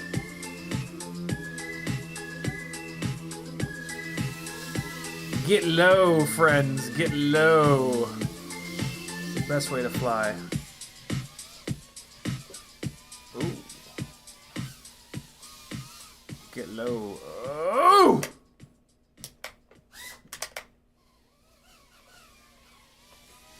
Oh god! No, no, no! Don't eat me, Simrig. Don't eat me. Can't sleep. Clowns will eat me. Oh god. Try the Impossible orbit. Nah, battery's going dead. Oh shit. No, no, no! Let me out! Oh god! So mean to these little batteries. Ugh. Yeah, look at the runtime, 2 minutes 12. I get well over 3 minutes on the 300 mAh batteries. Bugs FPV says, what are your best, cheapest goggles I can get just doing indoor whoops? Oh, that's a good question, Bugs. I have no idea, to be honest, though. I have not kept up with goggles in quite some time. My guess is going to be to hammer Facebook Marketplace and the used market. That's been my favorite. I don't think there's any reason to buy new analog goggles at this point. Like, everybody is going to be switching to either Waka Flocka Flame or DJI 03 or buying used DJI, old school DJI stuff or HD0. So yeah, I would hammer the used market, and then you're gonna have a lot of different options. I use old school Fat Shark HD3s, and they're great. I have 2 pairs of them, and they work fantastic. You know, they're not the newest and fanciest, but you can probably snag a set for maybe like 100, 150 bucks. And what's nice about these is that like they'll hold their value really well. If you buy like a $40 or $50 set of goggles, it's not going to hold its value all that well. Whereas like a set of these, yeah, you can buy them for 150 bucks and probably sell them for probably what you bought them for. At some point, these will stop going down in price. They might already be there. They might already be at this point where they've gotten as cheap as they're going to get. So yeah, Joshua Bardwell has a ton of goggle review videos. So what I would do is like hit Facebook Marketplace, hit FPV Exchange, see what you can find used, and then search YouTube here for reviews of them as you find them, and then you can figure out if they're good or not. So this goggle foam is finally like fully flaking off. Hang on. If I don't do this, it's going to do this on my face if it hasn't already been. And then I'm going to have shit all over my face, more than normal. This is the Fat Shark pleather goggle foam. And it's funny, like the shiny pleather part will start to peel off, but below it is like an even softer and like totally durable bit. So you just sit here and pick all of the shiny pleather shit off, and then you're good to go. but it doesn't all come off at once. You do it in like phases, which is good because who wants to do everything at once? Washed Maggie's car today. Clay barred a bunch of the bug and tar bullshit that was on the roof. It's kind of nice. It was a beautiful day out today. Went for a walk. What a day. What a Monday. Unfortunately, I'm only running on like 4 hours of sleep right now, though. I'm trying to fix my sleep schedule. And so yeah, like when I wake up at 4:30 in the morning, I'm just staying up. Which has been a little bit rough, but that's what you need to do to fix your sleep schedule. It's all about waking up. It's not about falling asleep. It's about waking up. You got to wake up, and then you just got to force yourself to stay awake. And then at night, go figure, you'll be tired, and you'll actually fall asleep. But there's like a week or two that are just a nightmare. And I am right in the thick of that right now. All right. I think this goggle foam is now fully shiny pleathered. So we're going to take about 10 minutes to fart around with this Mobula 7. And then we're going to dive into the giveaways. And then after the giveaways, we're going to finish up with the Mobula 7. And then we'll break for lunch, friends. Oh man, that goggle foam gets like so oily from my greasy ass Italian forehead. Any B-Man says, any new info about what's happening with FPV Exchange? No, I mean it's like it's going to be run by other people, and it's up. It's like the website's done, so it's just going to be there. Like exactly what it is right now is probably what it's going to be like maybe forever. And it's in a great place. Like it's still a great site. But Nevin is going to be less involved, maybe not involved at all. Which is a shame, but I mean, we're very lucky that he put so much work and effort and money, lot of money into that website to get it to where it's at right now. So yeah, we can just keep using it, and that's pretty rad. Nevin's a great guy. I wish that it would have been like more successful, but man, I mean, he was competing with Facebook Marketplace. Like that's, how are you going to compete with Facebook Marketplace? You know, that's just like an impossibly big mountain to climb. The biggest problem is like Facebook Marketplace is on Facebook, and we're all on Facebook, right? Like we don't live in a world where we go to 50 different websites every day anymore. You know, like Facebook has most of what we need. So like in our day-to-day lives, we only go to like a couple websites, right? We go to Facebook, we go to Instagram, we go to YouTube. Some days that's it. So yeah. And that's, you know, that's just kind of is what it is. B-Man says fuck Facebook. All right. Mobula 7 things. Real quick. Let's get this meme cam plugged in, and we'll remount the flight controller, and then we'll be ready to do the motor swap on this after the giveaways, which are coming up at 11.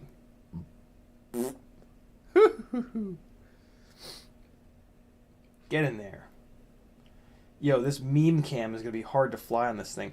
I'm interested to fly this outside, though. I'm going to fly this outside tomorrow with the meme cam on it.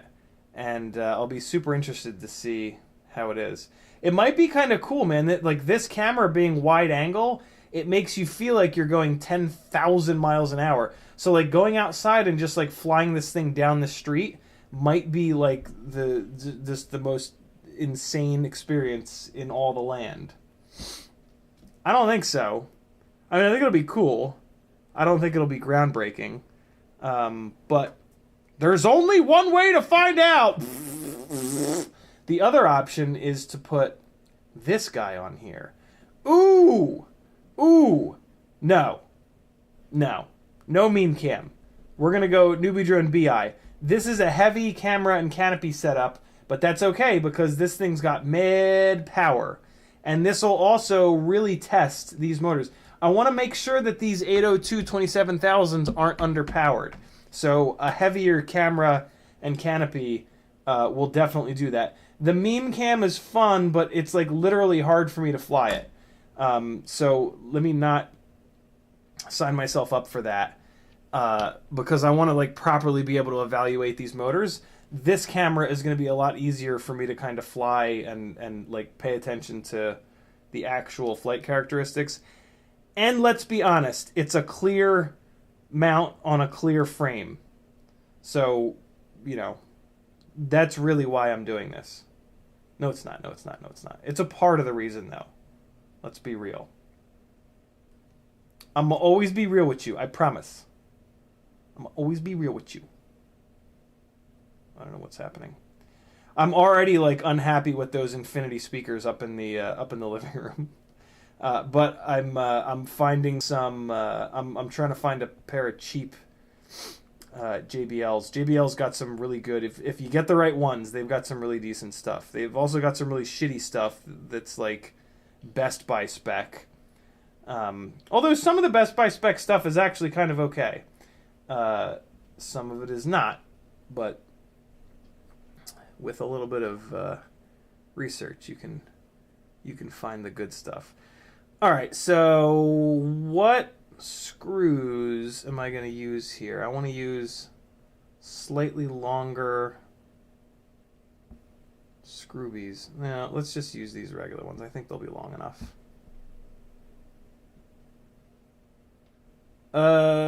Nope. Is this one longer? Here's one of the longer ones. I do want to use... I have one or two of these longer ones that are sharp-tipped. They got a sharp tip. You know what I mean? Where's another sharp-tipped one? Is this a sharp tip? That's a sharp tip, but he's shorter. I don't like him. Nobody wants a short, sharp tip. You want a long, sharp tip. Put you up there. I'm going to use these guys. Hopefully they're long enough. Let's see. Oh, boy. Nope. That is not long enough. Okay, so I'm going to use the ultra-long Jibby Jabbies. These are from, like, the version 3 Modula 7, I think, and the version 2. Let's see. I mean, these guys are certainly long enough. They might actually be too long, though. Let's take a look here. Nope, they're just right. Fan-fuggin-tastic. Okay. Oh yeah, these are just right.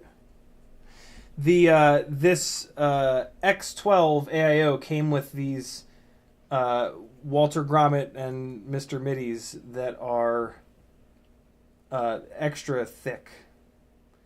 And man, do I like them extra thick. You guys know that about me. Right?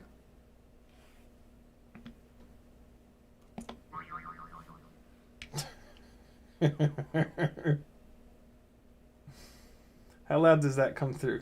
Can you guys hear that okay? Man. Oh, I got that one sharp-tipped one that's a little bit longer. I think he'll work in the rear here, and we'll be all good. Let's see. Oh, perfect. Perfect. Okay, great. So we got the rear one screwed down, and that is compressed just about the right amount. Now let's get the sides and the front. Just want to compress the grommets a little bit. Not too much, not too little. Just until you kind of see them get a little squishy in there. This one needs a little bit more. Okay. Just want to make sure the canopy's not going to rattle around. It's no good. It's an inexact science, though, admittedly. Ooh, yeah, we got a Modula 7 with a Beeye camera on it. Very cool. All right, that guy looks properly squished. That guy's got some good squishage. The rear one is looking fine. All right, we're all set. It is 10:56. Let's get these guys out and ready. We'll twist up these leads, and that'll bring us right to 11. For the giveaways! Glenn Burnett says, yeah, it will work in the rear. It will indeed. Yo, look at these. IGOW motors, 1.5 mil shaft. Look at that big, thick shaft. God damn, a motor after my own heart. Okay, let's twist these fellas up. Extra long motor wires if I end up... Oh, well, no, if these are actually the right length. No, these are still a little bit too long. If these motors really fly good on this Mobula 7, at some point I'll desolder these and cut them down a little bit to shorten them up. Motor leads are the second heaviest. Well, I mean, they're kind of the only other wire on the rig. But, yeah, you can save an actual amount of weight by shortening up your motor leads. There's 12 of the damn things, right? So if you cut some off, you can shave like 0.3-ish of a gram off of your rig, which is real. That's a real weight savings. So I think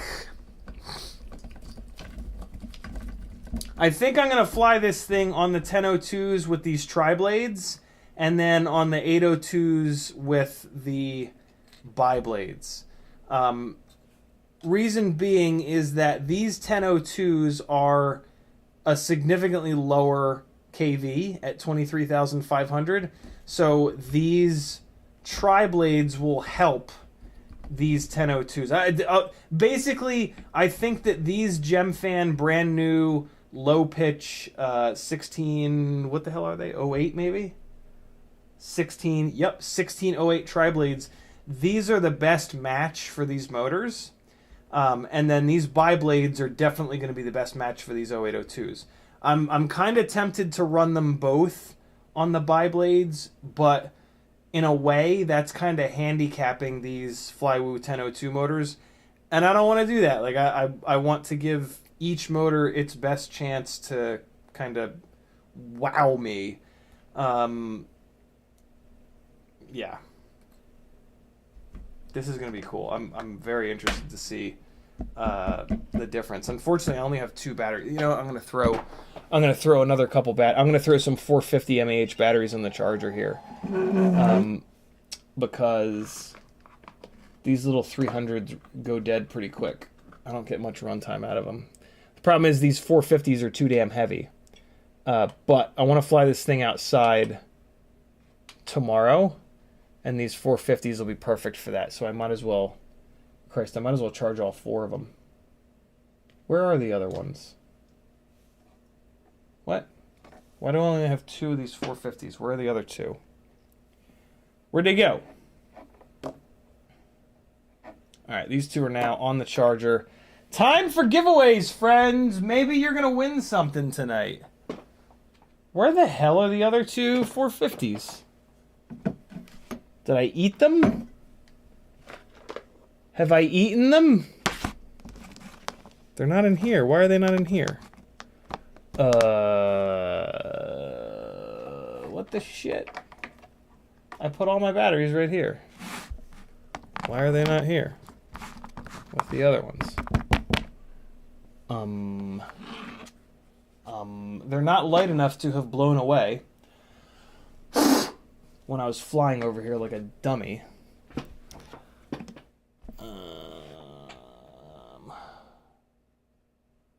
What the shit, man? Did I put them in here? I did! Look at me go! I'm so dumb. That's weird. Why did I put them over here?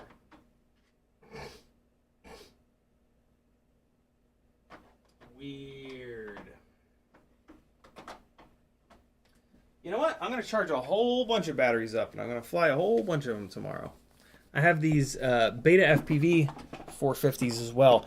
I don't know. These might... Let's check. Let's check. Real quick. Over at the bench, I see them. The ones next to the work mat are the 300s. They go dead pretty quick. They're great for in the house, though. These are the BetaFPV 450s. They almost look like they might be folded cell. Let's see if we can detective that shit. 12.7 grams. And then here's the definitely folded cell WeBleed FPV. 12.4. So, but here's the thing. The plastic part is bigger. Oh, that's interesting. This one weighs more, but the plastic part is smaller. So I'll fly them both tomorrow and see if I can tell a difference between the two of them. Usually rolled cell batteries are more sort of round. Rolled cell batteries are not what you want. Folded cells are better. Kiz Bartlett says, you've been live ripping tonight. Did you remove the USB from the VRX? I did not. I tend to forget almost constantly. At this point, I'm just going, wow, that's okay. At this point, I'm just going to I'm going to cut vents in the VRX so that it just doesn't get too hot, hopefully. Is my plan at the moment. Is this battery charged? Tell me this battery's charged. Tell me it's sitting here charged. That would be quite nice. Nope, it's not. Charger's just being a jackass. All right, bunch of those batteries on the charger. Let's do some giveaways, my guys. First up is the Tiny Whoop and Toothpick tier. Is it 11? It's 11. Look at that. 1102. Tiny Whoop and Toothpick tier. I give you guys as much advance warning as I could. And looks like Freelojo joined tonight. Thank you for joining Freelojo. Welcome to the gangliest of gangs that you're ever gonna gang. And okay. All right, so here it is. Here's what you're playing for. These first three giveaways are Patreon specific. Look at this beautiful bubble mailer. Don't you want to join the Patreon so that you can maybe win a giveaway and get this in the mail? Wouldn't that make your goddamn day? Look, there's a hardware guide on it. Look what a brilliant man CMYK is. He was like, I'm gonna help my buddies out and put a little hardware guide on here with a bunch of different measurements so that if you don't have a ruler, you can use this to see how long your M2 or M3 screws are. Come on now. You can't tell me that's not the hottest shit ever. You can tell me. We've got a Meteor 75 frame. I think this is the V3. Yeah, this is the V3. This is the frame that you want if you're going to go 2S on a 75mm Tiny Whoop, because the battery bay is extra tall on this Mobula 7 V3 frame. And apparently this is a very durable frame. We've got a WeBleed FPV sticker pack. Eee! We've got a WeBleed FPV koozie. I don't even think you can buy those. I think those are only for special people. A little rolled pin PH 2.0 that you can throw in the garbage. If you haven't gone BT 2.0 yet, now's your chance, because I'm going to send you a male and a female BT 2.0, and you better damn well believe that if you have these in your house that you're going to use them. You want to use them anyway. BT 2.0 is the jam. BT 2.0 life, we got a WeBleed FPV awesome little rubber magnet, jibby jabby. You're going to get a little whip antenna, which will someday come in handy, little UFL whip antenna. And then we've got a whole bunch of propellers. We've got a bunch of these 2.5-inch toothpick propellers in a bunch of different colors, black and gray and red. Right. Yeah, there's one full set and one extra. These are the last that I have. I don't have any more of these, so. But there is a full set and then one extra. So hopefully the one that you break is the one extra. We've got a full set of the blue Gemfan 1.6-inch triblades, which will go nicely with that frame. And then we got a full set of the purple Gemfan quad blades, which will also go nicely with that frame. If you want to use these quad blades, you're going to have to put a big-ass motor on there. Like, think minimum 1002, realistically 1102 for these quads. And then, look at this! Haven't seen these in a while, have you? These are the Newbie Drone Gold. These were like the hot heat in brushed motors way back when. I've got 2 brushed whoops that are upstairs, and every once in a while I'll fly them, and it's a nice, like, old school, it's like driving a classic car. Like, it sucks, and it's noisy, and it doesn't fly right, and it doesn't have any power, but you're like, this is nice. This is nice. You're gonna love them. It is, you know, like, it makes you fly differently. It makes you fly forward, backward, left, and right. And, like, there's something to be said for that. And, you know, you probably have the parts floating around, so do it. It's fun. It's fun to have. And then it's, like, I have it upstairs because it's for the kiddos. At some point, if they want to learn to fly, those 2 brushed rigs are what they're going to learn on. And there's a bunch of PH 2.0 batteries up there and a little PH 2.0 charger and the stupid little BetaFPV light radio. So yeah, build a little kit to give away or teach somebody to fly so they don't wreck your nice stuff. And that's our Tiny Whoop tier giveaway for the day. I forgot to do any of the things that I need to do these live streams. That's a lot of do's.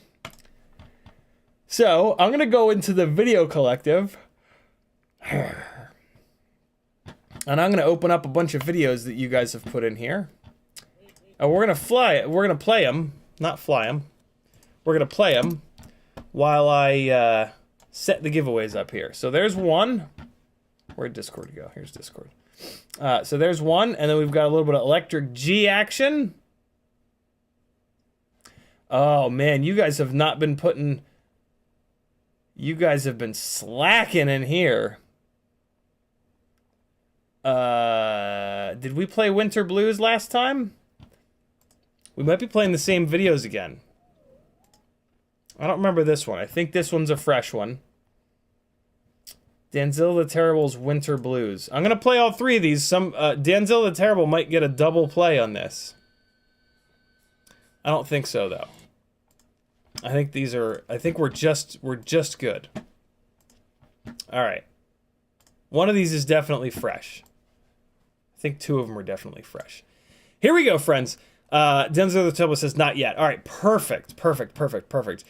Guys, get some of your edits. They don't have to be new edits. Just put videos into the video collective on Discord, and other people will watch them and love you and subscribe to you, and you'll feel like a better human being. But you won't be. But who cares? You gotta work to be a better human being. You gotta work. Do work. Why are there 3 windows with the FPV raffle stuff? What the hell? Google Chrome, you are just broken. What is the deal with, why are there so many windows? Hold on. This is outrageous. This would explain why this computer is running so horrendously bad. I need this window open. I need to do this rotor ride order. I'm going to move this over to the right so that it's just absolutely obnoxious. FPV raffle, I got that. Oh, right. The chat window is a window. Okay, now we're good. Are we good? Are we? Really? Are we? We're not. Are we? We are. Okay, here's this window. And then here's the FPV raffle. Okay, great. And I need to just refresh a couple of these real quick so it doesn't bomb all the things. Okay. Patreon is refreshed. Here comes a couple of edits. I gotta put some music on top of this. And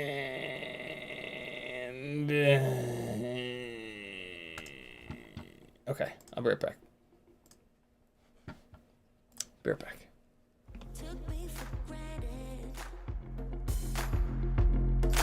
Don't recognize you anymore. Once sweet and caring, now cold and calculating.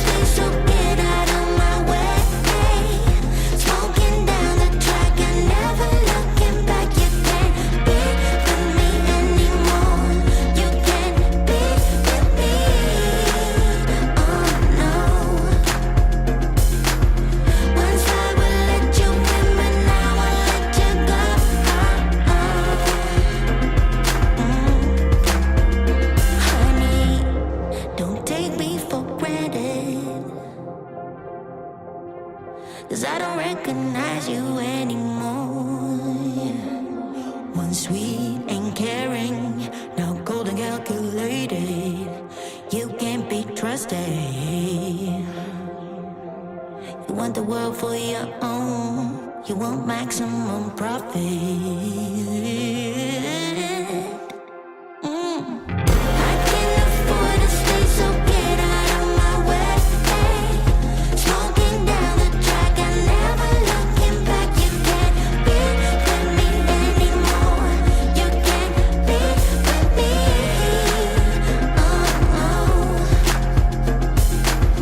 Once I will let you in, but now I let you go.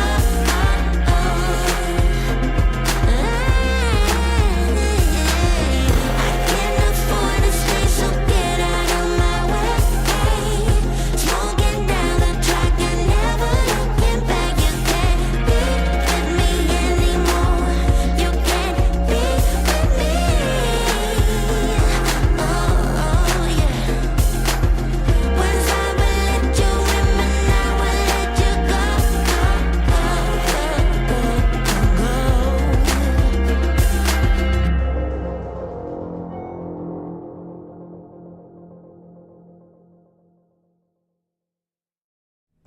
All right, people, let's do it. We got some giveaways to do.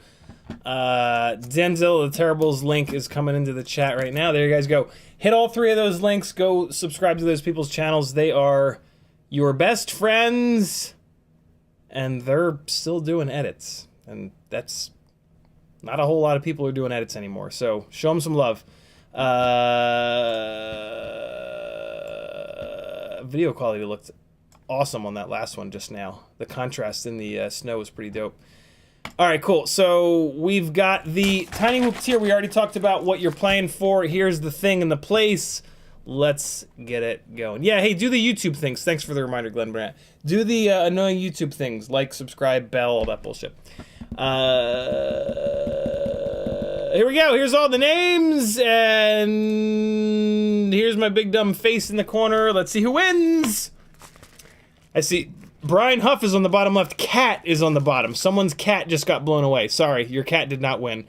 Stavel just got blown away right before my eyes. Hella Jesus hanging in. Ruddy got blown away, and Robin Duckett won. Congratulations, homie. You are getting a bunch of Tiny Whoop stuff. Robin Duckett. Ducke. 2 T's, right? Yep. Got it. Awesome. Thank you for being a patron. Robin, your prizes will be on the way Wednesday. Next up is the 3-inch micro brushless and Cinewhoop tier. We've got a set of the oh-so-hard-to-find Flywoo 9x15 race wire LEDs. And then we've got 3 sets of HQ Gemfan. Oh, these are the 3020s. Yeah, Gemfan 3020s. We've got a little WeBleed FPV micro battery strap. And then the main event is a set of practically new gold Flywoo NIN 1103. The KV is too small. I can't read it. And it's white on gold. So it just disappears. 10,500 kV motors. 10,500 kV 1103s. These would be excellent 2S toothpick motors. You could probably even run these on 1S. These propellers, this is a big propeller for this motor. So these are the 3020s. These might be okay, but do yourself a favor for these motors and get a set of 3016s to compare these to. And you even want to get a set of 3018s, the biblades, and then compare those 3 propellers on these motors. These 3020s are going to be the most durable, but they're going to be a little heavy for an 1103.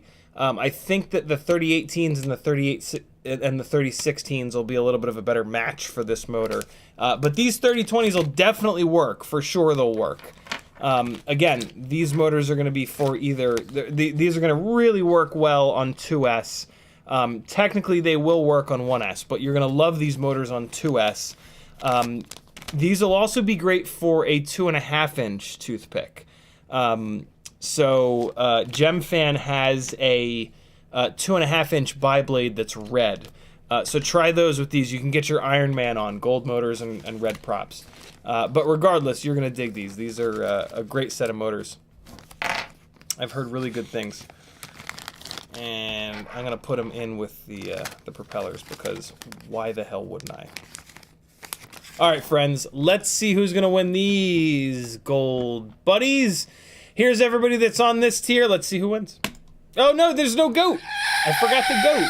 What am I doing? I'll do double goat to make up for the loss of... Sleepy CBR's hanging in there. Family Guyver's hanging in there. Frank Bernard is there. Family Guyver's gone. Frank Bernard... Bozidar Reyes wins. It's like a fucking auctioneer. Bozidar, congratulations. Write your name down here. D-A-R-R-A-O-S.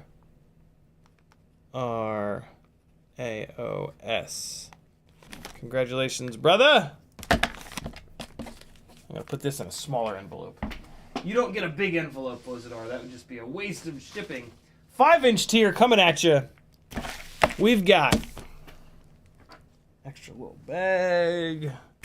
We've got a run cam split, the old school run cam split on the 30x30 board. Hopefully you've got a 30x30 build where you can stack this guy on top of there. And then it's hopefully you've got enough room for the big old camera. This isn't the full-size camera. This isn't the micro camera. I want to say this is the mini. It's the size in between. It comes with a little adapter to adapt it to full size. This would be great for like a basher build. If you have like an OG build, this is perfect for that. You could even like put this camera up above the top plate, like run your regular FPV. If you don't want to fly through this as FPV, put this up on top of the top plate. I'm sure there's some mounts on Thingiverse for it. So yeah, get some HD going for you. Or I think there are boxes that you can print out from Thingiverse. So you mount this like this. And I mean, this is all a fucking Runcam Orange 5 is. It's just this right here, just mounted in a box. So yeah, I'm pretty sure on Thingiverse you can get a 3D printable box that you can mount this in. You mount the board like this, and then you just plug it on in. The big item here, though, is a perfectly good set. I ran like 4 batteries on these of the OG, but still totally valid Rotor Riot 2306 2450 kV freestyle motors with red nuts. You know you want my red nuts.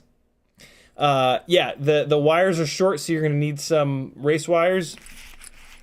Whoever wins this, if you need a set of race wires, let me know, and I'll throw a set in. But yeah, these are a set of Hype Train motors that are just like as good as new. And these are also pretty much the exact same. No, they really are. These are the same thing as the T-Motor F40 Pro 2s, which in my opinion are still maybe the best motors ever made. These are a little bit more durable than them because of the bell design, and they're like 0.2 of a gram heavier. I really like these motors. I'm sad to see them go, but I try my best to like stick with the same thing across the board. So yeah, somebody's gonna get an awesome set of kind of like vintagey motors, which is pretty slick. And a vintage camera to go along with it. What do you think of that? I'm gonna like put something in a bag here. If I put this in the bag, yeah, no, I'm gonna put the motors in a bag so that they don't bash into this PDB and destroy it. Ugh! All right, yo, who's gonna get a fresh set of 2306s? Oh man, this is they're gonna be rattling around in here. That'll be fine though. It'll actually probably help them survive. Here are the names. Here is the goat. Somebody's gonna get some Rotor Riot freestyles, some undercover T-Motor F40 Pro 2s. Frank Nicholas is still there. Michael Jones is still there. Stavel's still there. Frank's gone. Stavel's still hanging in. Daniel Maurer gets blown away. It's Stavel! Congratulations, brother. He's a newer patron. Stavel, you have won some really cool motors. STOVL CiottiFPV. This brings us to the Open to Anyone giveaway. $5 via PayPal or Super Chat to get on the wheel once. $10 to get... $5 to get 1 ticket, $10 to get 2 tickets. It's no longer a wheel. I'm going to show you what you're playing for in a second, but that's how this giveaway works. You are playing for a whole bunch of stuff. The super rare thing that's in here, if I feel bad giving this away because Jesse sent this like specifically to me, because I don't think you can get these, but I'm just never going to use this. I can't drink beer. My stomach is anti-beer. And I also just don't use koozies. So somebody's going to get this. Like I said, I don't think you can really get these. I don't think many of these exist. So this is like a you know, it's not an expensive thing, but it's a rare item. So this is kind of a cool one in this Super Chat giveaway. But in addition to that, this is my favorite new little tool. It's just a little undercover stabby boy. It just holds a little X-Acto blade, but it's great because it protects it, so you can put this in your flight bag without stabbing yourself to death, and it's also magnetic, so you can stick it on the front of your toolbox just like that, and then it's always around. These are sold at Ready Made RC. If you don't win, buy yourself one. This is the greatest thing in the entire world. There's nothing on earth better than that. Seriously. Nothing. A set of Flywoo 9x15 arm LEDs is going to come at you in this. Oh, look, I can put things in the. Whoop. 2 sets of Gemfan D76. 1 set of Gemfan D76 5-bladed Cinewhoop props. Those are the best Cinewhoop props that I've found, that I've tested them all. 3 sets of Gemfan 3520 3.5-inch propellers. These are awesome. 2 sets of Gemfan 5152. These propellers will go 11 billion miles an hour. You got to put a big motor behind them. You're gonna want like minimum 2506, if not 2507, if not even bigger than that. These are beastly props, but these will go 100 plus miles an hour like it's absolutely nothing. These are really fun propellers. And then we've got a full set of 8 of these big thick bitch 20mm standoffs, and they are hex. These are great standoffs for a basher build because you can put a wrench on the standoff and then tighten your M3 hardware against this. These are really, really, really nice. 20mm, set of 8. And then you're gonna get a right-hand circular polarized MMCX antenna. This is your only option. I'm all out of the other antennas. Put that in there. And then there's gonna be, it's prop-tastic tonight. It's prop-tacular. Prop-spastic. You're gonna get an extra little battery tester because I'm sure that you used to have an extra one, but you lost it. And I did not cover up the beepers, so fair warning, the beepers are gonna be loud, but just dump some E6000 in there, quiet them right down. Whoop. You're gonna get a set of 10 M2 nylock nuts, a set of 20, it's actually hard to find, M2 washers. These are really handy. They are metal washers though, so be careful. 2 sets of the Dow 3028s. These are my favorite 3-inch props at the moment. And then a set and a half of these D90, T-mount D90 tri-blade. This is a 3.5-inch tri-blade Cinewhoop prop. So all kinds of propellers coming at the winner of tonight's Open to Everyone $5 for 1 ticket, $10 for 2 tickets giveaway. Actually, you know what? Let's do the unlimited entries thing like we did last month. Maybe let's do that once a month. Once a month we'll do unlimited entries. Every $5 that you PayPal or Super Chat, the PayPal link is over on CiottiFPV.com. Every $5 gets you a ticket to win this big old bag of random stuff. Ready, go. Now you can already go. Ben Burnett says we need the screaming goat. I know you do. I feel bad that I forgot about him. Okay. Here we go. Let me get the rest of the stuff thrown in here. Give you guys some time. So that's what you're playing for. All kinds of fun propellers. Some of my favorite propellers in here. These 3520s are amazing. The Dow 3028s are awesome. These D76s are the best. And then some other random stuff and something that's really kind of unique. Let me go on Tiny Whoop's website and make sure that you can't buy this. Tiny Whoop koozie. All right, I lied. You can buy it, and it's only $3.54.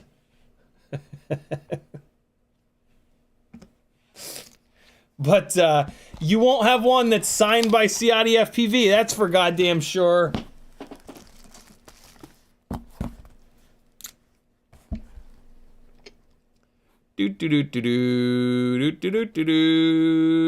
Oh wow, that does not work well at all. Nobody's gonna know that I signed it.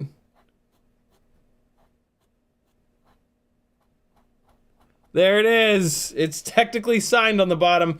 No, I could probably sign it on the side here. Hold on. Hold on. Let's see. Hold on. Look at this. You're gonna get a fully customized Tiny Whoop koozie that I'm gonna ruin with my signature.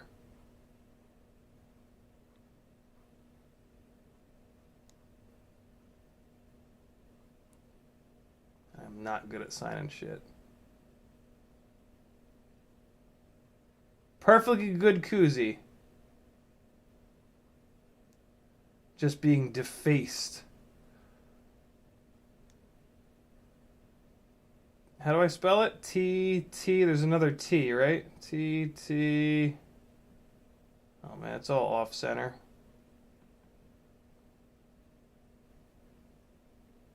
Yeah, there you go. The only CiottiFPV branded Tiny Whoop koozie in the world. That's what you're playing for. Look, I'm gonna write FPV on the other side, because that's how we do things here in FPV world.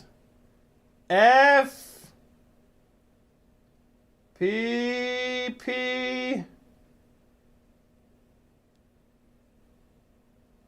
VV.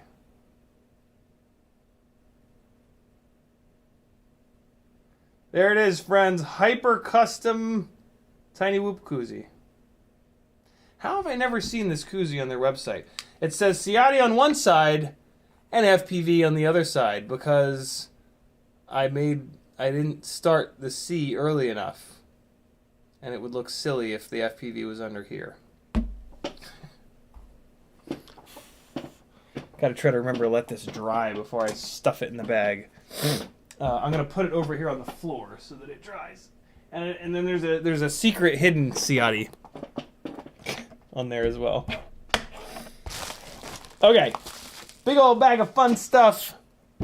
Let's start getting folks on the wheel of wheels. Marcel off-axis FPV with a 10 Canadian dollar thing. One for me, one for Danzilla, please. Hope you take Canadian dollars. I certainly do. I do not discriminate against Canadian money, even though for some reason the orange Nazi now apparently says that we're going to invade Canada. I promise that we won't, Marcel. I can't promise that. That motherfucker. What a piece of shit. And then I'm going to put Danzil on the wheel as well. Here we go. All right, we're good to go. Thank you, homies. Let's get over to PayPal and check that out. Right. Danzil the Terrible says 2 for me, rest to the Vifly Fund. Thank you, brother. Vifly Fund I took care of, but just pretend like that number went up $10. It went up. Thank you, brother. I'm placing that order tonight, so that's actually perfect. Thank you, dude. So Danzil the Terrible is going, or Danzil, I can put you on here 4 times if you want. Now that I've opened it up to be 11 billion to be opened. Let me know. Jacob Montanez with a $10 for the giveaway. He's going on the wheel 2 times. It's not a wheel. He's getting 2 tickets. There you go, Jacob. You're good. Here, let's put this on. And holy hell, Kevin Sumner with a $50 super chat. He's going on there 10 times. Danzilla, I'm going to put you on here 2 more times to offset the chaos that is Kevin Sumner. So we're going to go 1, 2, 3, 4, 5, 6, 7, 8, 9, 10. So now we get to play the game of David versus Goliath. Ken, who's going to be the David in here that only spends $5 and beats Kevin Sumner and Danzil the Terrible? Danzil the Terrible is now on the wheel 5 times. Kevin is on here 10 times. I made 2 spaces and then didn't use them. Oh, the battle has begun. Linktree, what? Oh, cool. Oh, that's interesting. Okay, so I changed the way the PayPal button works in Linktree, and now, oh, cool. Okay, so it comes from Linktree. That's interesting. But it only gives me an email address. So I'm just gonna grab the front part of the email address. Yeah, that should work. So, and it looks like I just have to type it in, which is fine. Rob J. McKay with a $5 PayPal. He's going on the wheel. Thank you, Rob. Interesting. Okay, Linktree, I see you. I see you. Jesse Garcia with a $15 super chat. He says 2 tickets and a $5 for the Medicine Man Fund. Thank you, Jesse. You're getting 2 tickets. 1 and 2. And then the Medicine Man. Wait, what? Oh, I clicked the wrong thing. Wait, oh man, I have to change it on every single one of these screens. Okay, no, it'll be fine. It'll be fine. Once I've added it. Yeah, the problem is I haven't added it to these extra ones. So we go here, and then we go here, and then we can just turn this off. Yeah, this is easy. We're good. And then we put them next to each other, and now that's on, and it's up in the corner all silly-like. But there we go with that. There we go with that. Okay, awesome. 305, thank you, homie. And next up, we've got a little bit of... Oh, okay, cool. Okay, so Linktree sends me an email, and then I do get an email from PayPal as well. Perfect. All right, I see how that works. Thanks again, Robert. Robert Bruce with a $10 super PayPal. He's going on the wheel 2 times. And it looks like there's probably a Linktree email for that one as well. Okay, I see how that works. Very cool. And we've got once and twice. Thank you, Robert. And then we got a little bit of Metal Dirt Skin. He's doing a tenner. He's going on the wheel 2 times. Thank you, Metal. All right, we're going to get this rolling in a second here. So if you want to get in on this wild and wacky, wide open giveaway,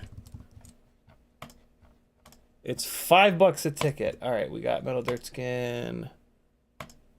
What is happening, computer? Come back to me. There we go. What? Oh wow, bot is officially switching to HD0. Good for you, my man. Very cool. And all right, people, let's spin the wheel and listen to the goat and see who wins some fun stuff. Let me just make sure I'm not missing anybody. If I'm missing you, speak now or forever hold your wiener.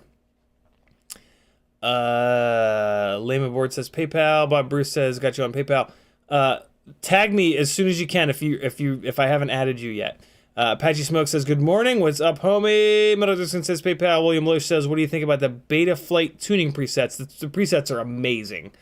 They really are. I don't use them very often, but man, are they good. Denzel the Terrible says turn one of mine into Marcel off axis. All right. We're gonna copy that and paste that. All right, I think we're good. I think we are good. Layman Board says, you got me, awesome. All right, I think I'm good. Nobody's tagged me. Here we go. Submitting. There's all the tickets. Goat at the ready. Full screened up. Who's gonna win? The goat is tired, yo. He's tired. He's tired. Danzel's on there. Marcel's on there. Kevin Sumner's, of course, on there. Robert Bruce is still hanging in. Oh, Robert Bruce, you could be the David to the... Oh, Robert Bruce, the David takes it. The Goliaths got screwed. Congratulations, brother. I think Robert Bruce had 2 tickets on there. Good stuff, man. Very cool.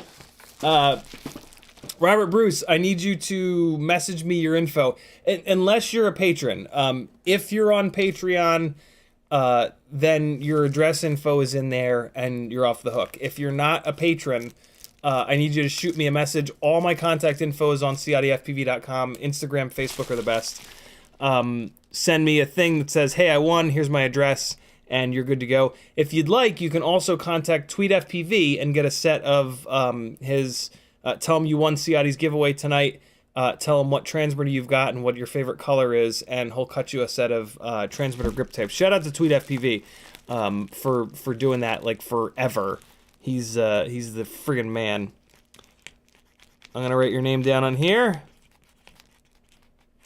and yeah, when I ship this stuff out, the first thing I do is check Patreon. Thanks for playing, everybody. Much appreciated. And let's do some Mobula 7ing. We've got like another 20 or so minutes. I'm gonna let this koozie dry. Put it right on top of your what's that called? Envelope? Words eluded him. Okay, so we're gonna put the Mobula 7 up in the air on the 1002s first on one of these little GNB / Emax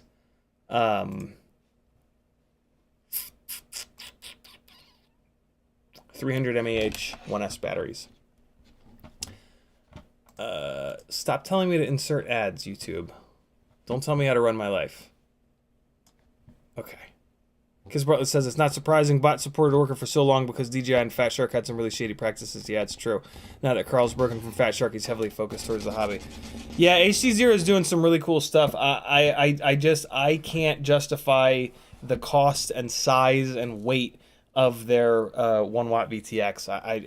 It's a deal breaker, man. I need like a 500 to 600 milliwatt lightweight VTX that's an awful lot smaller before I can really go down the HD0 rabbit hole.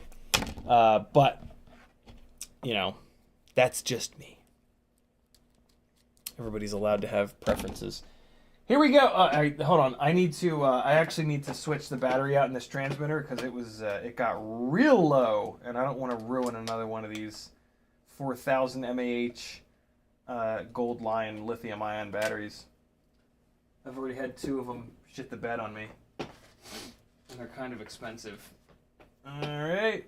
I've got my other one charged, which is great.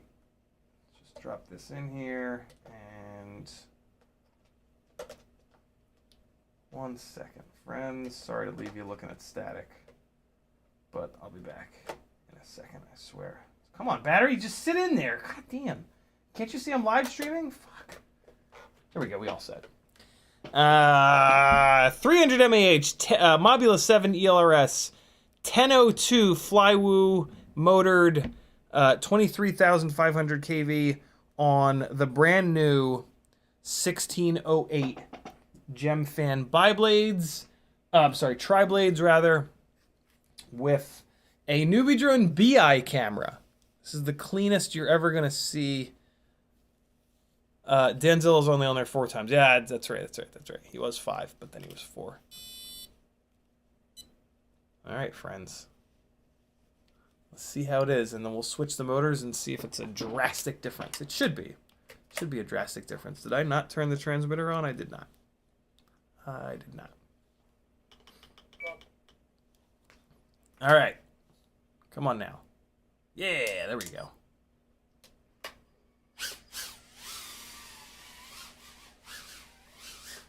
Man, this thing flies very decent. Oh boy, easy. This thing flies very decent. Although there's a little, there's like a little jello. Oh, so the jello is the camera vibrating in the mount. Yeah, the camera is kind of vibing in the mount. Let me take care of that super quick because that's really annoying, and I can just fix that super quick, like with this Bondix shit with the little UV curing jibby jabby. So this stuff is good. E6000 is better though, to be honest, but this stuff is really cool because you can use the little UV light to cure it instantly. So I'm just gonna put a little dot. I guess I'll put it in the bottom here. No, I'll do it up in the corner so it's a little bit easier to remove. So I'm just gonna put a tiny little dot here between the camera and the mount. And no, come on, don't be a jerk. Don't be clogged, yo. Be not clogged, please. Oh man, come on. Oh, there it goes. Now we're good. Okay, so just a tiny little dot of this shit. And then we're just going to hammer it with the UV light for a second here. And it's going to cure right on up. Bob Bruce sent me an email. Thank you, brother. Oh, I say lots of bad words, yo. Many, many, many bad words. All right, and that should be just about cured enough to put this back up in the air. Okay, let me just take a really quick look, make sure I got enough of it in there. Yeah, no, we're fine.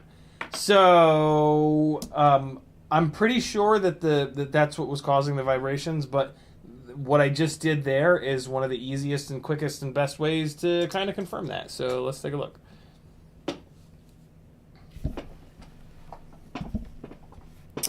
This name has lost his mind. This name, stop.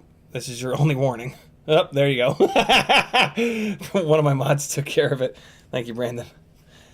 So this name, you're only timed out for 300 seconds. You can come back, and if you're not an idiot, you can stay. But if you keep doing what you were just doing, you're going to get kicked from the channel. Brandon, don't kick him from the channel. Let me do that. But yeah, we don't do that here. All right, here we go. So let's see if the little vibrations went away. Brandon says I warned them nicely. I appreciate it, man. I trust you. Man, this Beeye camera looks pretty good going through a modular canopy. And now look, those vibrations are gone. So the reason that I knew it was the camera in the mount is that I couldn't hear the vibrations. If those vibrations were jello going through the build and the frame, I would have been able to hear them. Like the tune would have sounded off, and it would have sounded like oscillatey. Oh boy, oh god, oh boy, this thing carries some serious momentum down those stairs. Oh, that hit hard. I gotta be honest, man, I'm impressed by these 1002s. It's a whole different, oh, I just missed it. It's a whole different flying style at this weight. But it's fun in its own way. It's not better. It's definitely not better. Ugh. And it crashes way harder, and like it's way harder to fly, and like it's already hard to fly inside, as we always talk about. But this is interesting, man. I'm oh man, and I am almost kind of starting to get. Oh no. I'm almost kind of starting to get used to it. Oh, just missed it. Just fucking missed it. Oh, let's try the Google loop. Google loop. Let's try the Gemfan loop. Come on, Gemfan loop it up.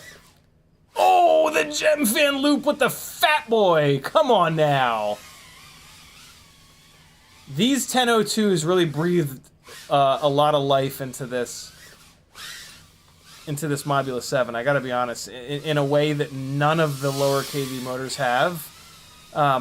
Also, I think I'm also really digging these. Oh God! Oh shit! I think I'm really digging these Gemfan triblades. I think these are a really good match for these motors. What the fuck? Where am I? Oh, come on now.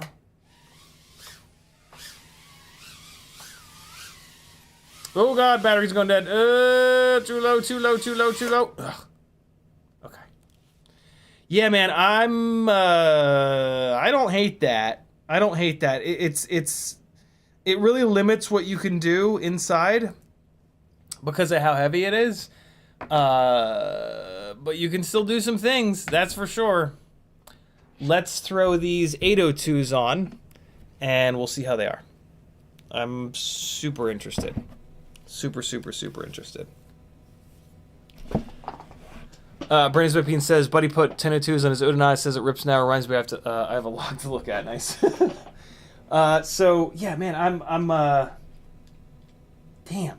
I'm tempted to not even take these off, but I'm super curious about these 802s, and I really want to get these 802s outside. I think they'll be... I think... My hunch is that the 1002s are going to be better outside. Because of the extra weight, because of the extra grunt, you can run these tri-blades. I've put a couple of batteries through these 1002s outside, and I was pleasantly surprised. So I wish I'd flown more batteries on these 1002s outside, but I think like tomorrow or Wednesday, whenever I put these, like I've got like 6 batteries on the charger right now for this thing. I think I'm gonna fly a bunch of those on the 80, maybe like 4 on the 802s, and then I'll switch it back to the 1002s. So yeah, I should have a bunch of feedback for you guys on Whoop Wednesday. Bob Noxious is out. Thanks for hanging, brother. Always good to see you. I hope you are well. All right, here we go. Possibly the best Mobula 7 setup in the world. Coming at you. Oh shit! I should weigh it. Hold on.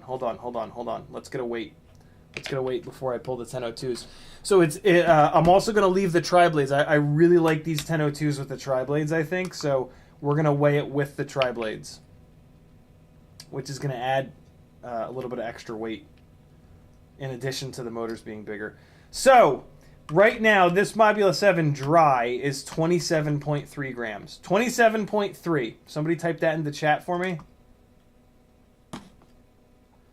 This name, you're gone, bro. I'm going to give you one last shot. This name. Stop, or you're gone from the channel. This is your absolute last warning. All right, here we go. Where the hell did there it is. You typing stop that's the last one. One more, and you go bye-bye. You go bye-bye now. We are adults here. We act like adults, not like 8-year-olds. All right, here we go. And popcorn. You fall down, go boom. You no fall down, you no go boom. You can use the chat, but you can't type one-word things over and over and over again. That makes no sense. This is an FPV live stream, so type FPV things. Don't just type stop and I'll type it and sorry and what and stupid and hey and why did you and...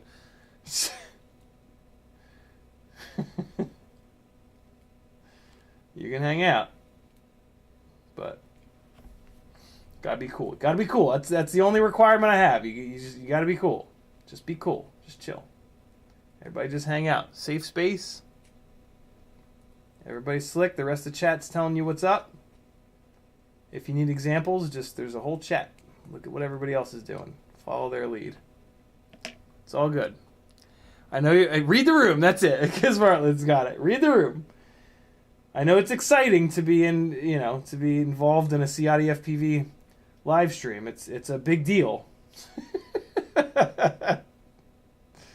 You're probably starstruck, and you're like, "Ooh, man, this guy knows how to screw in screws." It's a lot to deal with, I know, but just gotta relax sometimes. Just gotta hang. Adam C says 2 ears, 1 mouth. That's one of my favorite, man. That's like an old school dad joke. That's a good one, though. I like that one. Not really a dad joke, but that's a good one.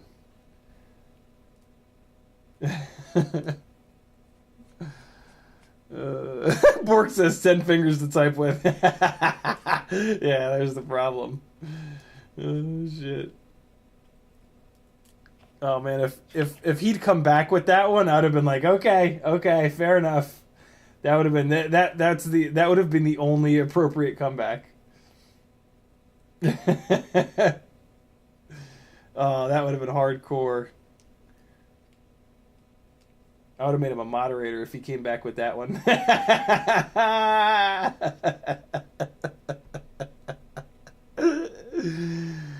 Oh, shit. All right. Here we go. Last motor coming up. IGOW Ultra Durable 0802 27,000 kV. Yo, this could be really good. I'm going to let these fuckers rip at 27,000. I'm not going to motor limit these down because we're going to put this on biblades. And like these batteries are big, yo. Like these are big old bitchin' batteries. So let's bite the big one and bastard your bastard. Oh. Sometimes you eat the bear. Yo, for the longest time, so you know that saying, right? Sometimes you eat the bear, sometimes the bear eats you. It's a very popular one from Big Lebowski. For the longest fucking time, I thought that saying was sometimes you eat the bar, sometimes the bar eats you. Yeah, like there's, I don't know. Am I the only one that like sometimes when you hear something and like you know what it means from the context, you don't think about it? Like you don't. I never thought about the fact that like why would you ever eat a bar, and then why would a bar ever eat you? I just never really thought about it. Does that ever happen to you guys, or am I the only absolute moron in here? It happens to me with lyrics too in songs, but I know that happens to other people with lyrics and songs. Because you can't fucking hear them. Like, hey, I'm going to write a song. All right, let me put the vocal track down. Love, hate,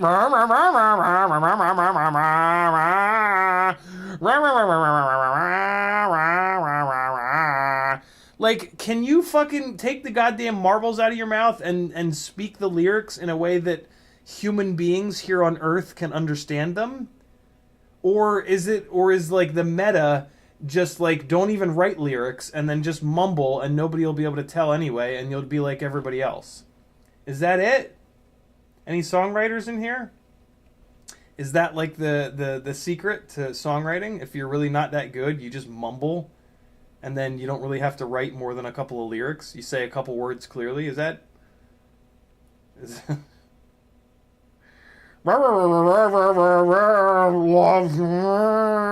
I love his lyrics.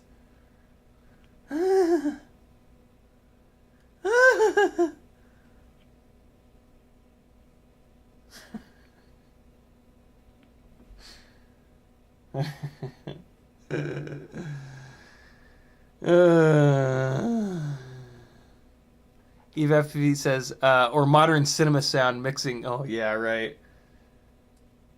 Fucking, yeah, and now, like, everybody can just, like, blame Tenet, right? Everybody can just be like, oh, well, Tenet made all this shit unintelligible. So that's what I did. I wanted to make my movie like Tenet. You're an asshole. And I'm gonna cut your face. God. Alright, motors are plugged in.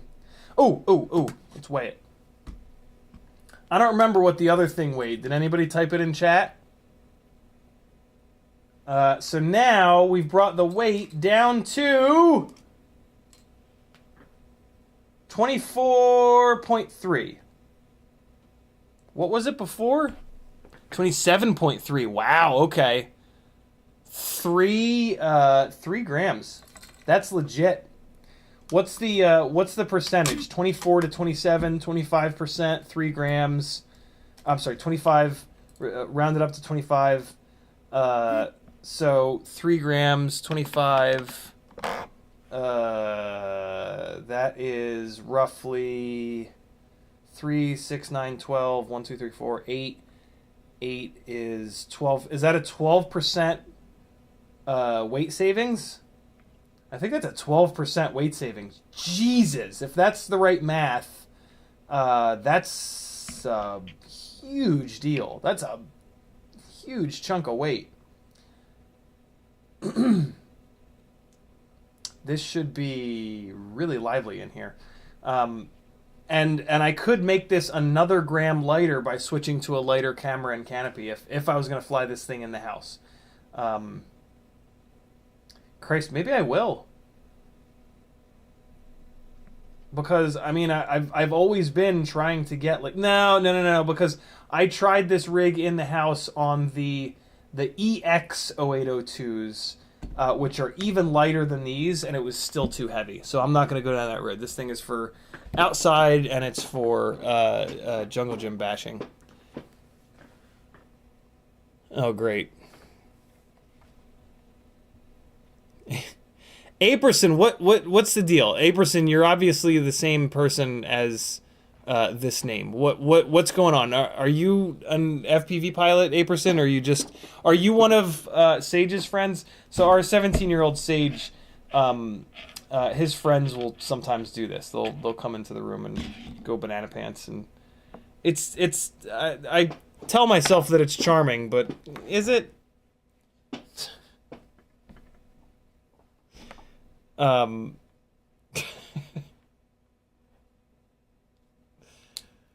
right, we're going into beta flight. We're going to make sure the motors are spinning the right direction. I knew it, Aperson. Aperson, which of Sage's friends are you? I don't recognize the name Aperson. What's your Discord name that I would know you by?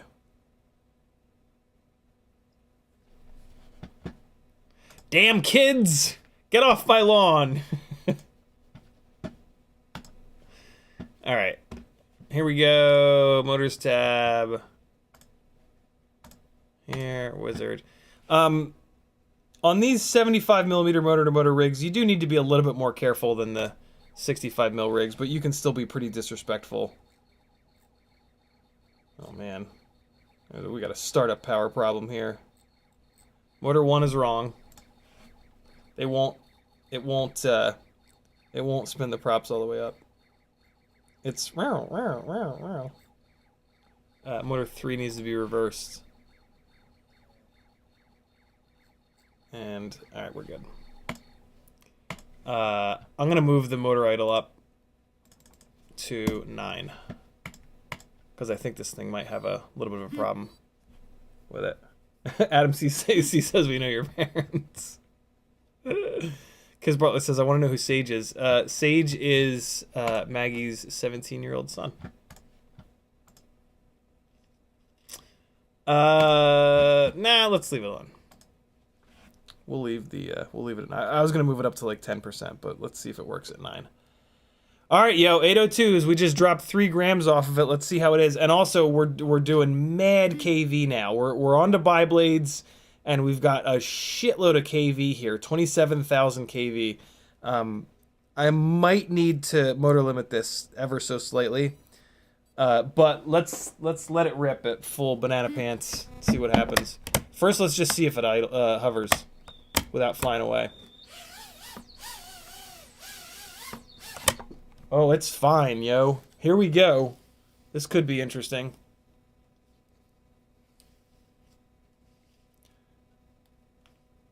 It's very dark in these goggles because they're off.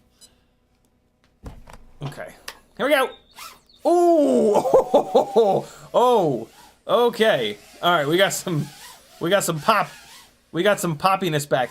What the 1002s and the triblades don't have is this right here. Ready? They don't have this. That like, that fucking explosion. And I can really tell it. I can really tell when I do this.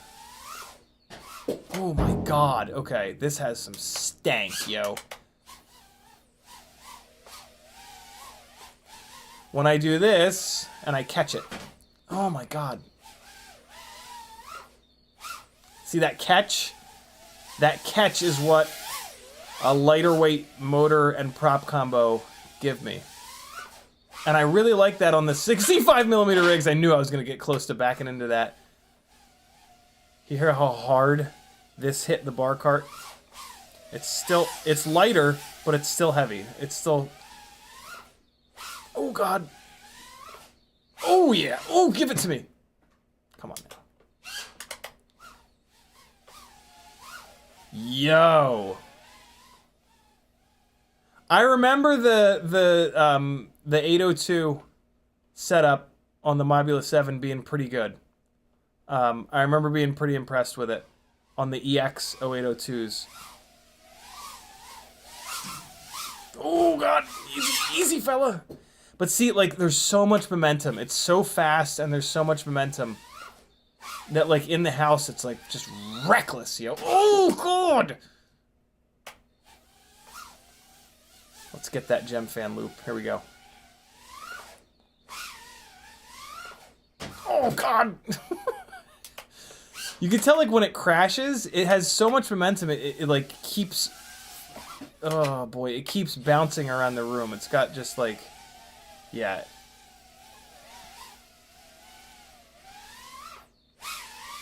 Oh my god, yo.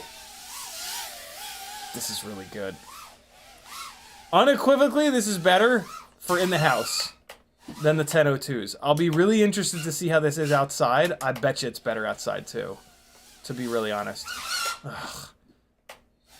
The weight is really hard to deal with in here in acro. This would probably be better in like horizon mode or angle, but don't do that.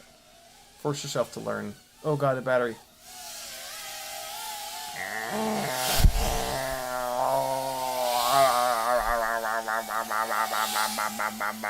This battery's gonna catch on fire. Yo! Wow, that's hard to fly. that is like really difficult to fly. That's a good way to break some shit in your house, yo. That's what that is. That feels good. I mean, that's a hell of a tiny whoop. This might be a real weapon at a jungle gym. Ooh, boy. Oh, yeah. That's good, man. The 1002s are good, too. Don't get me wrong. The 1002s are really good, but this gives you the...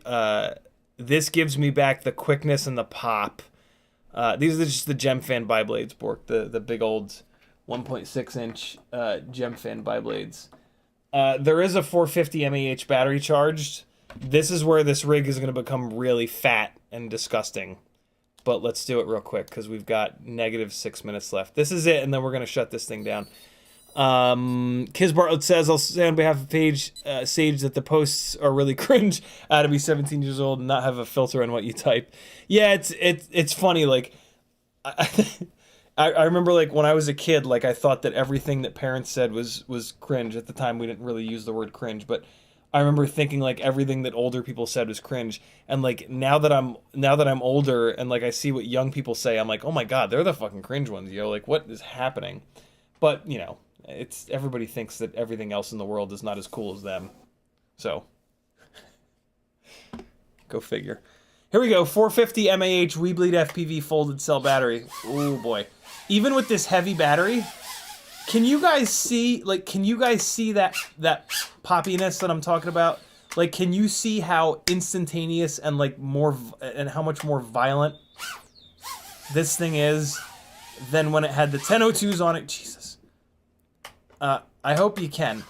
I can feel it on the sticks, but, like, sometimes it's hard to see stuff versus just feeling it. Good God, this thing just fucking charges around. Oh, God, no. It just charges around here like it's on fucking acid. This is, yeah, real hard to fly. Where the fuck is it? Where are you, you little bastard? Where did it go? Is it back here? I'm having to use the beeper to find it. Where are you, little fella? I hear you, but I can't fucking see it. Where is it? Oh, there it is. Got it. Okay.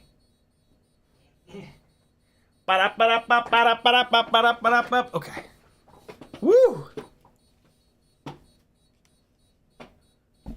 Oh my God.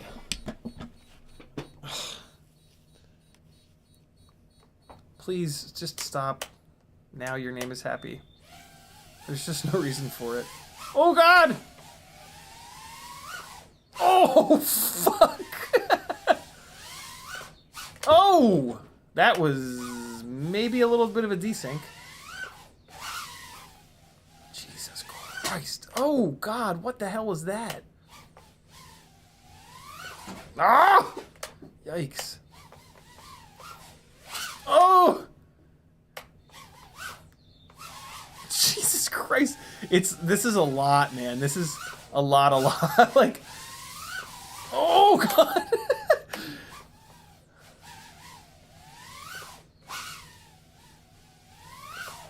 Oh, man. All right, hold on. I can get this. Oh, what the I guess I hit the top of the cube. Here we go. No, I keep hitting the top of the cube. I'm the worst. Come on now. Let's get it. Ah!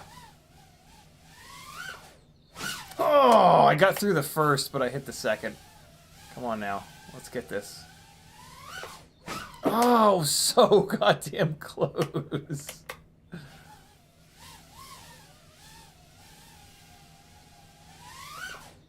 Oh, man. Oh, there it was. Oh, twice. Go for 3. Nope, not 3. Oh, my God. This thing is fucking mayhem. Oh, boy. This is something else, yo. I mean, I'm not going to lie. This is fun. Oh. It's very difficult, which is a part of the fun, and I'm very fearful that I'm gonna break something down here. But I mean, this is kind of hysterical. Jesus Christ! Oh boy, it's really hard to fly. It is really hard to fly, but Jesus Christ, what an adrenaline dump. Oh God, easy fella. Oh, that would have been sick. Woo! Woo! Easy! Jesus Christ! It's so much. It's so fucking much. It is so much with this battery and at this power level. Fucking hell! Oh boy! This is so difficult. Oh fuck!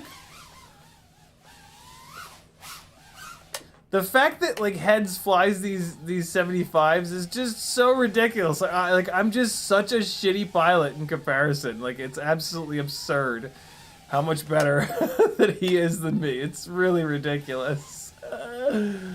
Like the 65s are my crutch to be able to like do anything. Instead of getting good, oh god! Instead of like getting good as a pilot, I just build a rig that's better suited for the environment. Oh god damn!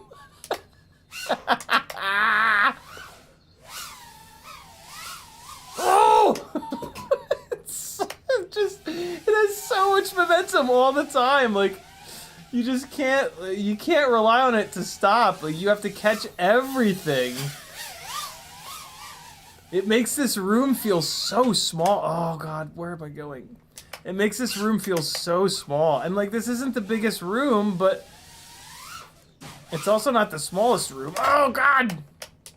Let's see if we can get out of here. Yeah! Let's see how it is on throttle resolution. The throttle expo might be in the wrong spot for these motors. It's not bad. I got under there. That's an infinitely tight little gap. Ah! Oh boy, I'm on the bar cart. Please don't break anything. Yay! Alright, I'm gonna leave it there. I'm like stressed out. I'm fucking stressed out from flying this. This is ridiculous. Jesus. What a shit show. Oh my god, yo. That's fucking crazy. I don't know, man. That's pretty fun. I would not do it if you have like breakable things or expensive things, unless you don't care. Cause you're gonna break some shit. Like I might not fly this down here anymore because this is for sure gonna bust some shit up on that bar cart, and I don't want to do that. Wow, that's just bananas.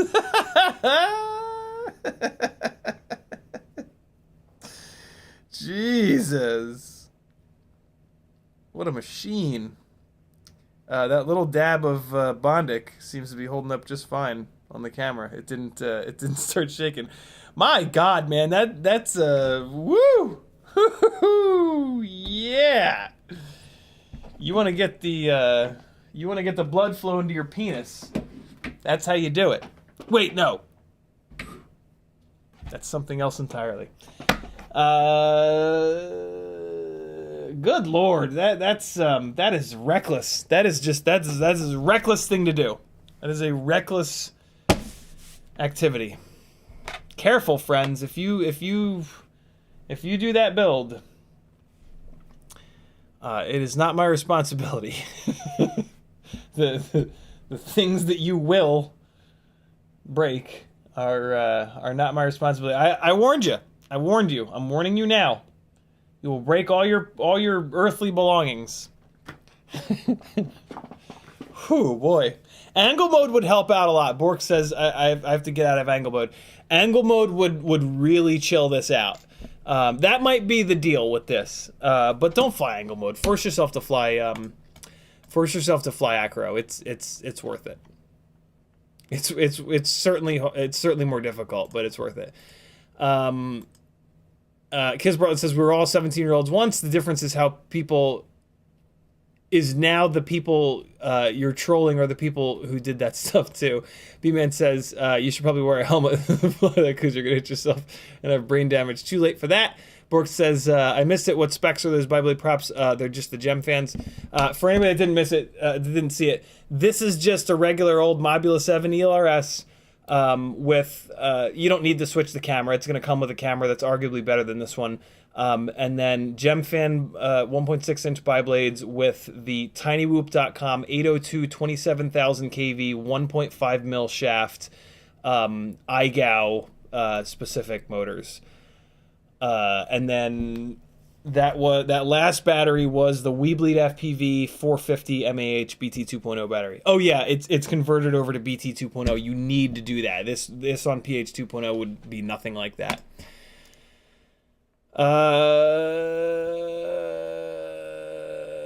EvaFPV says, put a blanket over the TV if you're gonna fly the net spice indoors. Goddamn.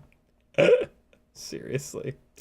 Kiz Bartlett says, is this the start of you coming around to 75 millimeters? Hell no. It's just way too much. It's way too much. The big problem is just the weight. Like the power is nice and all, but what I was hoping when I first went on the 75 millimeter adventure, what I was hoping is that the extra size of this rig, right? Like it's significantly bigger, right? So it's a significantly bigger parachute.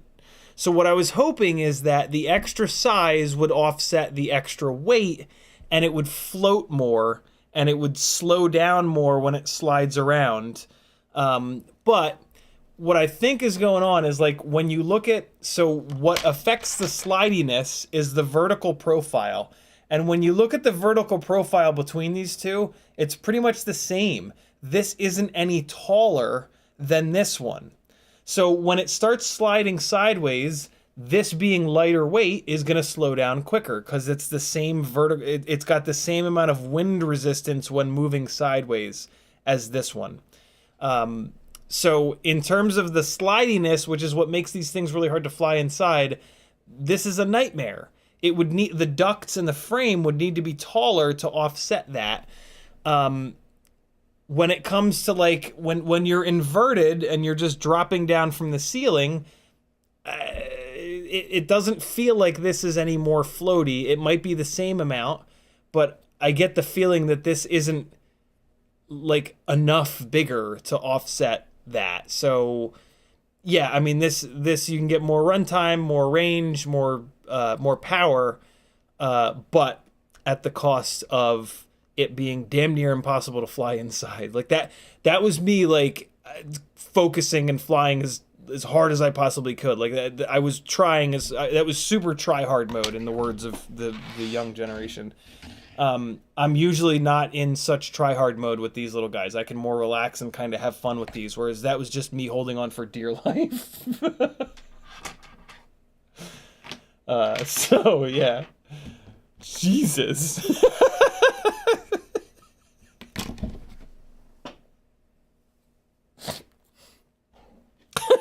With the 300 mAh battery, it was way more controllable. With that 450 though, ooh man, that's something else.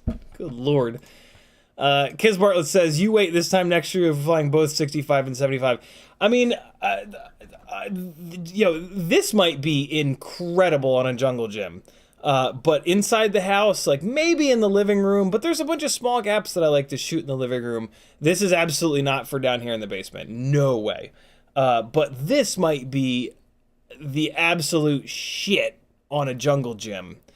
And I'm looking forward to finding out. I'm gonna find out either tomorrow or Wednesday. So by Whoop Wednesday, there'll be a bunch of jungle gym bashing. As long as it doesn't rain, there'll be a bunch of jungle gym bashing footage with this, and with this, and with this. So we'll compare the ultra lightweight 65 with the 32,000 kV motors to the slightly heavier rig on the 603s. I'll probably put this back on the triblades, maybe not, versus this fella. That was fun. That was really fun. And I never said that the 75s weren't fun, all right? I said that they weren't as good, and they're not. They're not as good inside, period. Morton Upshot says, thoughts on GNB 27? I put that on mine. It seems to be fine, although I hear way more complaints about the GNB 27s kind of falling apart or just not working than the BT 2.0. The BT 2.0, I think, like, it's become pretty obvious that it's the best option. The GNB 27 is 1,000 times better than the PH 2.0, though, so yeah. Kiz Bartlett says, what if you treated 65mm different from 75 in the same way you treat freestyle from cinematic? That's just throwing a guess out. That's exactly what I'm going to be doing. I'm going to be treating 75 as like only for bigger spaces, jungle gyms, outdoors, that kind of stuff. Yeah, different tools for different jobs. For in the house, 65, done. Like, it's just better. For outside for sure 75. Jungle gym bashing, I don't know. There's a lot of really tight little gaps in the jungle gyms, and the 65 might do better with that. What the 75 what I'm wondering though is the 75 going to be better with the wind? The 65 really gets hammered by the wind when you're flying around jungle gyms.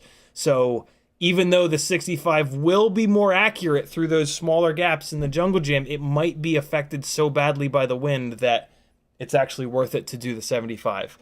I'm really hoping that the 75 is better on the jungle gym, because then it's simple. 65's for inside, 75's for outside. The end. So yeah, tomorrow or Wednesday is gonna be fun. I'm really looking forward to it. Kiz Bartlett says, get together with heads, get them to fly that rig you just made, collaborate video right there. I'm willing to. Well, no, these motors are so new that he probably hasn't run them. I don't know what motors he does run. I don't think his rig has as much power as this. And he might not be able to go this high on KV because he has to use the diamond boards on his rig. And the diamond boards have so much electrical noise that, yeah, they might not even work on these motors. But I know for a fact that his rig does not seem to have as much power as this. And last comment of the night is by Kevin Sumner. He says, for what it's worth, no one at Whooptopia was running GNB27. I'm moving my rigs over to BT 2.0 from it because I've had loose connectors. Yeah, so that seems to be the problem with the GNB27s, is the loose connectors. All right, friends. Thank you for hanging out. This was a big old long stream. I appreciate you coming and supporting me, as always, and doing the giveaway thing, and, you know, just being awesome. Be good. I'll see you on Whoop Wednesday. I hope you have an awesome, happy... Happy's not usually in here being obnoxious, but I'm just going to ignore it. Be good. See you Wednesday. Thanks for the timestamps. Later, friends. Here's a little bit of flying from outside with this rig on the 1002s, actually. Maybe you can tell a difference.